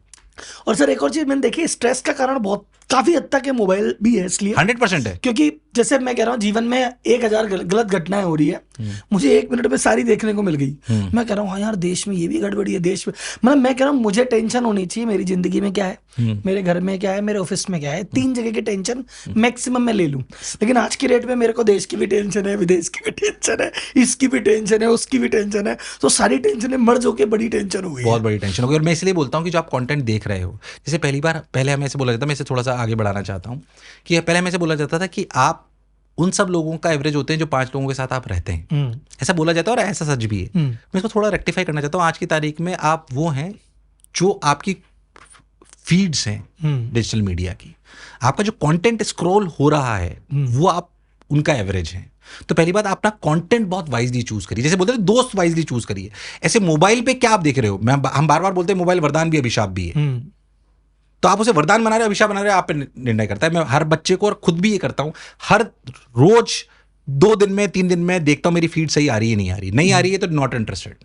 जैसे हो सकता है कि आप उस प्रोफेशन में हो जहां पे आपको पूरी दुनिया की न्यूज रखनी पड़े, मुझे शायद नहीं जरूरत है, मेरे बच्चे को भी जरूरत नहीं है। जो काम की हो, कुछ ऐसी घटना होगी तो तुम्हें पता पड़ जाएगी। बाकी जैसे आपने बोला अपने काम से काम रखो। ये सर ये मैंने ना ट्राई करके देखा, मैं आपको मैंने पिछले शायद 2-3 साल से तो टीवी देखना बंद कर रखा है। बिल्कुल बढ़िया। और मोबाइल देखना भी लगभग 1 साल, मतलब अखबार पढ़ना बंद कर दिया 6 महीने साल भर से। और मोबाइल देखता हूँ बड़ी मुश्किल से, मतलब ऐसा मान लो लॉक लगा रखा है कि इससे ज़्यादा नहीं देखूंगा, वो नहीं देखूंगा, कई ऐप डिलीट कर रखे हैं। और मैंने ट्राई किया कि यार कोई घटना मेरे तक पहुंचती है क्या, और पहुंच जाती है। अगर कोई मेरे काम की चीज़ है तो आता जाता बचा जाता है, और बाकी मेरे तक आती नहीं, उसकी मुझे जरूरत भी नहीं। मैं और वाइफ अभी आपने जब भी बोल रहे थे तो हंसे, क्योंकि मैंने अखबार पढ़ना बंद कर दिया 2 साल पहले। और इनको बोल रखा है कि तुम पढ़ते हो, कुछ काम का हो तो बता देना, नहीं तो क्योंकि जो काम की न्यूज होगी आ जाएगी कहीं। और मेरे काम का मैं मोबाइल पे देखता हूँ, उसी से रिलेटेड मुझे चीजें दिखती हैं। तो choose your content very wisely on mobile phone, ये सबसे इंपॉर्टेंट बात है। एक होता है वर्क लाइफ बैलेंस कैसे मैनेज करना, मैं कह रहा हूँ आप स्टूडेंट स्टडी लाइफ बैलेंस कैसे करें, उसके लिए कुछ बताइए। स्टूडेंट, जाहिर सी बात है कि ये एक, जब आप स्पेशली कॉम्पिटिटिव एग्जामिनेशन की तैयारी कर रहे होते हैं तो आपको पढ़ना पड़ता है 10 से 12 घंटे, स्पेशली जिन कॉम्पिटिटिव एग्जामिनेशन की हम तैयारी करते हैं। बट इसका मतलब ये नहीं कि जितनी महत्ता उस 12 घंटे की है उतनी ही महत्ता उस फ्री टाइम की भी। जब 12 घंटे बच्चे को पढ़ने के लिए बोलता हूँ तो साथ साथ ये भी बोलता हूँ कि 3 घंटे फ्री टाइम भी निकालना है। तो फ्री टाइम भी उतना इंपॉर्टेंट है जितना ये 12 घंटे इंपॉर्टेंट है, क्योंकि उस फ्री टाइम में आप रिलैक्स नहीं हुए। अगर मान लीजिए आपका रिलैक्सेशन टाइम है 2 घंटे, उस समय भी आप सोचते रहे सर ने क्या पढ़ाया था, कैसे पढ़ा, मैं तो पढ़ता ही नहीं हूँ, मेरा सिलेक्शन नहीं होगा, you have wasted your free time, तो आप अगले 12 घंटे के लिए तैयार नहीं होंगे। मैं आपको ये बोलना चाहता हूँ, फ्री टाइम को कैसे वाकई माइंड को रिलैक्स करना है आपको पता होना चाहिए। घर वालों से बात करके, फर्स्ट कजन से बात करके, क्रिकेट खेल के, गाना सुन के, गिटार बजा के कैसे आप रिलैक्स होते हो वो आपको पता होना चाहिए। जितना इंपॉर्टेंट ये 12 घंटे हैं उतना ही इंपॉर्टेंट वो फ्री टाइम है। हम हर एजुकेटर बताते हैं कि 12 घंटे कैसे पढ़ना है। मैं कहता हूं आज सोचो तुम्हारे फ्री टाइम जो तुम्हारे पास है उसमें क्या तुम ऐसा करते हो जिससे रिलैक्स होते हो। अगर नहीं होते हो तो उन 2-3 घंटे में ऐसा करो जिससे तुम रिलैक्स हो सको, तो ये बैलेंस अपने आप आ जाएगा। सर अब फाइनल पार्ट पे अपन चल रहे हैं, कुछ आपकी स्टेटमेंट्स या ओपिनियंस ये कुछ चीजों पे। पहला, सबसे पहले आपके माध्यम से advice to not kids, parents, कि वो अपने बच्चों से कैसे बिहेव करे, कैसे ना करे, जो कि स्पेशली कंपटीशन की तैयारी कर रहे हैं। मेरे हिसाब से पहली बात, मैं कोई एडवाइजर नहीं हो सकता, पेरेंटिंग कोच मैं हूँ भी नहीं, मैं भी पेरेंटिंग से ही चल रहा हूँ। मेरी खुद की बेटी 13 साल की है, टीनेज में बहुत सारी चीज़ें होती हैं, बेटा मेरा 11 साल का है। तो पर फिर भी जो मैंने सीखा, जो मैंने समझा, मैं ये कहना चाहता हूँ कि बच्चों को एक तो कंपेयर ना करें, और कंपेयर करना है सही जगह करें। Comparison can convert into jealousy and can convert into inspiration. जैसे मैं अगर आपको आपके एग्जैक्ट कॉम्पिटिटर से कंपेयर करूंगा तो जेलसी में कन्वर्ट होगा, पर मैं आपको सुंदर पिचाई से कंपेयर करूंगा तो आपके लिए इंस्पिरेशन कन्वर्ट होगा। आप अपने बच्चों को फर्स्ट कजन से, भाइयों से, उनसे कंपेयर मत करिए। उनसे कंपेयर करके बताइए जो शायद उनको जानते नहीं है, जिससे उनका कंपैरिजन अभी नियर एनवायरनमेंट में नहीं है, पहली बात। दूसरी बात, बच्चों की समस्याओं को रियलिटी में समझिए। हमने ये करा था वो पुराना जमाना था, जैसे हमने इस पे बात कर चुके, पर वापस बात को रिपीट करते हैं। आज की दुनिया में बच्चा मोबाइल उसके लिए एक समस्या और वरदान दोनों है। उसे समझा पाना कि ये तेरे लिए कैसे वरदान बनेगा, ये आपको बताना बहुत जरूरी है। तो अगर नटशेल में बात करें तो पेरेंट्स को यही बोलना चाहूंगा कि एक बात और मैं बोलना चाहता हूँ, किसी ने मेरे को बोला, मुझे बहुत अच्छा लगा, उन्होंने मेरे को बोला कि आप अपने बच्चे को पढ़ाते हो। फिर मैंने किसी बहुत अच्छे व्यक्ति की बात सुनी कि हमें ऐसा लगता है कि अगर कोई अपने बच्चों को पढ़ाता है रोज 4 घंटे, उसे लगता है मैं सबसे अच्छी पेरेंटिंग कर रहा हूँ। नहीं, आप उस समय सिर्फ टीचर का रोल निभा रहे हो। वो तो आपने टीचर का काम करा, वो कोई और भी कर सकता था अगर आपने उसे मैथ्स पढ़ाई है तो। मैं नहीं कह रहा हूं आप मत करिए, बट क्या आपने आधा घंटे या कभी भी उससे मन की बात करी कि वो कैसे सोचता है, उसकी विचारधारा क्या है, क्या वो वाकई खुल के आपसे बात कर पाता है? और मैं कह रहा हूं ये इतना आसान नहीं है। मैं आज शायद मन से कह रहा हूं, हो सकता है मेरे बच्चे भी, मैं प्रयास करता हूं बट हो सकता है फिर भी कुछ बातें मैं नहीं निकलवा पाता हूं। क्या वो हम कर पाते हैं? अगर वो करने में हम सफल रहे कि उनके मन की बात हम सुन पाए और उसे उनके लेंस से समझ पाए, तो शायद हम उन्हें बेहतर सॉल्यूशन दे पाएंगे। एक सर, जो स्टूडेंट डिस्ट्रैक्शन से डील कर रहा है, अभी अपन बार बार इसी पे आ रहे हैं मोबाइल पे, जो डिस्ट्रैक्शन से डील कर रहा है, दुनिया भर के डिस्ट्रैक्शन है, उसको क्या मैसेज देंगे? डिस्ट्रैक्शन को के बारे में सोचते रहेंगे। जैसे हमारे गुरुजी एक बात बोलते हैं, मैं शायद गुरुजी वापस वो एग्जांपल लेते हैं, वापस लेता हूँ आपको। उन्होंने बोला कि डिस्ट्रैक्शन क्या है कि आप सबकी आंखें बंद करा दी। उन्होंने बोला कि कोई भी लाल मुंह के बंदर के बारे में नहीं सोचेगा 10 सेकंड तक। फिर उन्होंने सबकी आंखें खुलाई, सबने लाल मुंह के बंदर के बारे में सोचा। डिस्ट्रैक्शन वैसा ही है।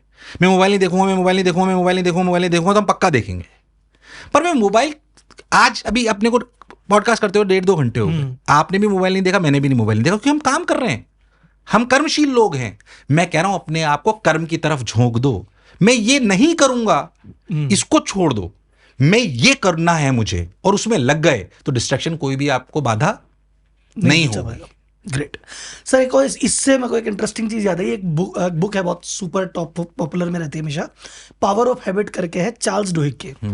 वो यही कहता है कि कोई भी बुरी आदत सुधरती नहीं है, वो बस अच्छी आदत से रिप्लेस होती है। 100%। ये वही बात है। तो हाँ, ये वही वाली बात है कि तुम ये नहीं कह सकते कि ये छोड़ दो, तो ये तो तुम कुछ अच्छा करने लग जाओ, ये छूट जाएगा, काम पे लग जाओ। अच्छा सर, अपने इस एग्जाम सेक्टर में कई ऐसे लोग हैं जो पहली बार में सफलता नहीं पा पाते, कई ऐसे लोग सुन रहे होंगे जो फर्स्ट अटेम्प्ट सेकंड अटेम्प्ट नहीं निकाल पाए, उनके लिए कोई मैसेज कि क्या उनको कैसा माइंडसेट रहना चाहिए? मैं बार बार हमेशा एक ही बात बोलता हूं कि अगर आप जीवन में असफलता नहीं देख रहे हैं तो आप 100% सफल तो हो ही नहीं सकते हैं। तो असफलता तो देखनी होती है। कुछ असफलताएं वो होती है जो सिर्फ हम जानते होते हैं, कुछ वो होती है जो दुनिया देख लेती है। आप एग्जाम में असफल रहे, ये दुनिया ने देख लिया, इसलिए आपको असफल माना जा रहा है। बट हम जीवन में बहुत सारी असफलताएं देखते हैं जो हमें पता होती है हमने करी हैं, गलतियां जिन्हें हम कहते हैं, पर हम दुनिया को नहीं बताते हैं। तो पहली बात तो उनको ऐसे ही ट्रीट करो, बस इसमें इतना अंतर है कि ये दुनिया को पता है। पर क्या उन सभी गलतियों से हमने सीखा था? ऐसे इस गलती से भी या इस असफलता से भी हमें सीखना है। इससे इस पूरी प्रक्रिया में जो सबसे ज्यादा सफलता के लिए इंपॉर्टेंट बात होती है वो होती है मेहनत। वो अगर आपने करना सीख ली है तो मेरे को लगता है आप जीवन में यहां अगर असफल भी हो गए तो जीवन में आगे सफल हो जाओ। Great sir. अब आते हैं सर एकदम फाइनल लास्ट के 2-3 मिनट पे, रैपिड फायर राउंड पे। कुछ पॉपुलर टीचर जो सोशल मीडिया पे आप सुपर पॉपुलर है, वैसे और भी कई टीचर्स पॉपुलर हैं, उन पे अगर आपने रेगुलर बेसिस में उनको देखा हो तो उन पे आपकी क्या ओपिनियन है? 1 वर्ड में या 1 सेंटेंस में कह सकते हैं। अलक पांडे सर। अलक पांडे सर ने शिक्षा को टेल तक अलग जगाने का काम करा है, इसमें कोई दोहराए वाली बात नहीं। खान सर। उनसे सीखने लायक ह्यूमर जो जनरेट करते हैं, the way he speaks, that is phenomenal. Vikas Divyakirti ji sir. Very knowledgeable. उनसे सीखना चाहिए कि ज्ञान कैसे बटोरा जाता है। Very knowledgeful, very insightful. मैं पर्सनली भी इन तीनों से मिला हुआ हूं क्योंकि, तो very insightful, very knowledgeable. Avadh Ojha ji. Again prompt बहुत स्ट्रांग है उनका।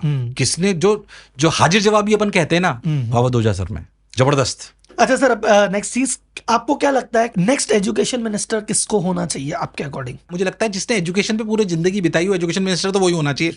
मेरा पहला मानना ये है कि जिसने एजुकेशन को जीवन दिया हो वो होना चाहिए। फिर क्या वो राजनीतिक गुणों में भी सक्षम है, वो भी उसमें होना चाहिए। तो इन चारों में से अगर मैं देखूं तो हो सकता है कि इन चारों से कैसे भी हो सकता है। हाँ, तो कई बार उसको शिक्षाविद तो होना चाहिए। शिक्षाविद होना चाहिए, उस इंफ्रास्ट्रक्चर, टेक्नोलॉजी, जिसे अपन बोलते हैं ह्यूमन बिहेवियर, साइकोलॉजी, इन सब का कॉम्बिनेशन उसमें होना चाहिए। आप हजारों बच्चों के फेवरेट टीचर हैं, इंस्पिरेशन है, आपकी इंस्पिरेशन है आपका फेवरेट टीचर? मतलब मुझे ऐसा लगता है कि favourite teacher subject by subject अलग हो सकता है। जैसे हमारे गुरु भी हमारे आध्यात्मिक गुरु होते हैं। अगर कैसा अध्यापक के गुण होने चाहिए, बंसल सर के लिए मैं बोलना चाहता हूं कि वो बहुत स्ट्रांग रहे हैं। अगर कैसे बच्चे की केयर करनी चाहिए या कैसे बच्चे को ट्रीट करना चाहिए, मेरे फादर खुद को उनको एक गुरु मान सकते हैं। कैसे आपके साथी सहयोगी होने चाहिए, उसमें भी मेरे कुछ 2 अच्छे साथी सहयोगी हैं जो हमारे साथ ही काम करते हैं, तो मेरे को ऐसा लगता है कि आपके कौन फेवरेट गुरु हैं, ये उस नॉलेज ट्रैक से आते हैं या उस सेक्टर से आते हैं, तो अलग अलग हो सकता है। सर, अगर आपको last question of the podcast, अगर आपको एजुकेशन मिनिस्टर बना दिया जाए अगले टर्म में, मोदी जी कहें कि साहब बनो, क्या 2-3 सुधार आपको लगता है कि करंट एजुकेशन सिस्टम में आप लेके आएंगे? पहली बात, मैं कमियां बहुत सारी बताते हैं, बट मैं बोलना चाहता हूं हमारा एजुकेशन सिस्टम 24 करोड़ बच्चों को टैकल करता है। ये पूरे विश्व में कहीं नहीं है, तो इसका गर्व महसूस करिए। कोई आसान काम नहीं है, कमी निकालना बहुत आसान है, पर उसे कर पाना बहुत मुश्किल है। 24 करोड़ बच्चों तक शिक्षा पहुंचाना, देश की आबादी नहीं होती सर, 1 करोड़ के आसपास शायद स्विट्जरलैंड की आबादी है टोटल, 24 करोड़ तो हमारे बच्चे हैं, तो बहुत बड़ी बात है। पर हाँ, क्या बदलाव लाना चाहते हैं? मुझे लगता है कि हमारे गवर्नमेंट स्कूल सबसे ज़्यादा होते हैं जो अर्बन एरिया में, मतलब रूरल एरिया में सबसे ज़्यादा होते हैं, तो थोड़े मॉनिटरिंग सिस्टम्स को और स्ट्रॉन्ग करने की आवश्यकता है। एक सेंट्रलाइज प्लानिंग मॉनिटरिंग सिस्टम्स को और स्ट्रॉन्ग करने की आवश्यकता है। तो अगर मैं ऐसे किसी पद पे हूँ तो उस पर बहुत फोकस करूँ, राइट कॉम्बिनेशन ऑफ टेक्नोलॉजी, ताकि जो मैं कस्टमाइजेशन आपको कहना चाहता हूं वो हर बच्चे की कमी को पहचान कर उसके हिसाब से उसके करिकुलम को बनवाना, टीचर्स को एम्पावर करना टीचिंग टूल से, साथ ही साथ उनको प्रॉपर्ली मॉनिटर भी करना, ये सब टेक से करा जा सकता है। ये मेरी प्राथमिकता रहेगी। तो सर, मैंने एक चीज बहुत ध्यान दिया, एडटेक सेक्टर में बात होती है हमेशा एडटेक की, आपने एजुकेशन पे बहुत बात की और टेक पे भी आपका भयंकर वाला रुझान है। टेक पे बहुत सारी चीजें मैंने आपके मुंह से सुनी है, जो कि मैं सीटीओ के मुंह से सुनी होगी मैंने, पर एजुकेटर के मुंह से टेक के बारे में इतना मैंने कहीं मुझे व्यक्तिगत रूप से लगता है कि अगर शिक्षा में अच्छा करना है तो 3 चीजों की नॉलेज मुझे व्यक्तिगत रूप से होनी चाहिए। 1 is academics, 2 is tech and 3 is infrastructure. इन तीनों का राइट कॉम्बिनेशन आज की तारीख में एजुकेशन है। और एक और चीज जो इनके और ऊपर काम करेगी वो है साइकोलॉजी ऑफ स्टूडेंट्स। ये भी आपको सीखना बहुत जरूरी, तब इनका सही कॉम्बिनेशन आप बना पाओगे। साइकोलॉजी आपको समस्या बताएगी, इन तीनों के एक राइट कॉम्बिनेशन से आप उनके सॉल्यूशन को बिल्ड कर पाएंगे, करोगे। तो सर, कुल मिला के आपसे भी जो ऑडियंस से अब आपसे विदा लेना चाहेंगे सर, क्योंकि पूरा मैंने एडटेक सेक्टर के बारे में जाना, इंडियन एजुकेशन सिस्टम के बारे में जाना, कोचिंग इकोसिस्टम के बारे में जाना, कोटा के बारे में जाना, मोशन की कहानी के बारे में सुना, और आपको मेरी तरफ से बेस्ट ऑफ लक की मोशन जो काम कर रहा है उसमें सफल रहे, यहाँ से 10 गुना नहीं 100 गुना बने, और जो देश का जो इतने बच्चे हैं IIT की तैयारी कर रहे हैं, सपना देखें, वो सब सफल हों, नेक्स्ट लेवल पे जाएं। तो इस दुआ के साथ और आपसे एक वादे के साथ कि दोबारा एक पॉडकास्ट, दोबारा अगर नेक्स्ट लेवल पे जब अगले 5 साल बाद आपकी 1000-2000 ब्रांचेस खुल जाएगी, आपका IPO आ जाएगा, एक पॉडकास्ट आपके साथ दोबारा करेंगे। एक चीज और सर, लास्ट जाते जाते, आपने कई जगह पॉडकास्ट वगैरह किया, हमारे साथ भी किया, आपका इस पॉडकास्ट का ओवरऑल अनुभव क्या रहा, और कुछ इंप्रूवमेंट या सजेशन आप देना चाहें तो 2 शब्द। इम्प्रूवमेंट तो कुछ भी नहीं है, जाहिर सी बात है, you are doing really phenomenal. आप जैसे लोगों से मिलते हैं तो मुझे बहुत, जैसे आज अपनी बहुत देर बात हुई तो मुझे बहुत अच्छा लगा कि मुझे बहुत कुछ सीखने को मिला, क्योंकि you have a very vast knowledge of understanding people. जैसे हम तो एक जगह से आ रहे हैं, हम उन्हीं लोगों के बीच में रहते हैं, आप बहुत डिफरेंट सेक्टर के लाते हैं, तो आप उसमें बहुत अलग टाइप का इंसाइट लेके आते हैं जो फाइनेंस से जुड़ा हुआ होता है। जैसे मैंने बोला ना कि money plays a very important role इनको इंटीग्रेट करने के लिए, मुझे लगता है वो आपसे सीखने की मुझे बहुत जरूरत है। Thank you sir, thank you sir, thank you.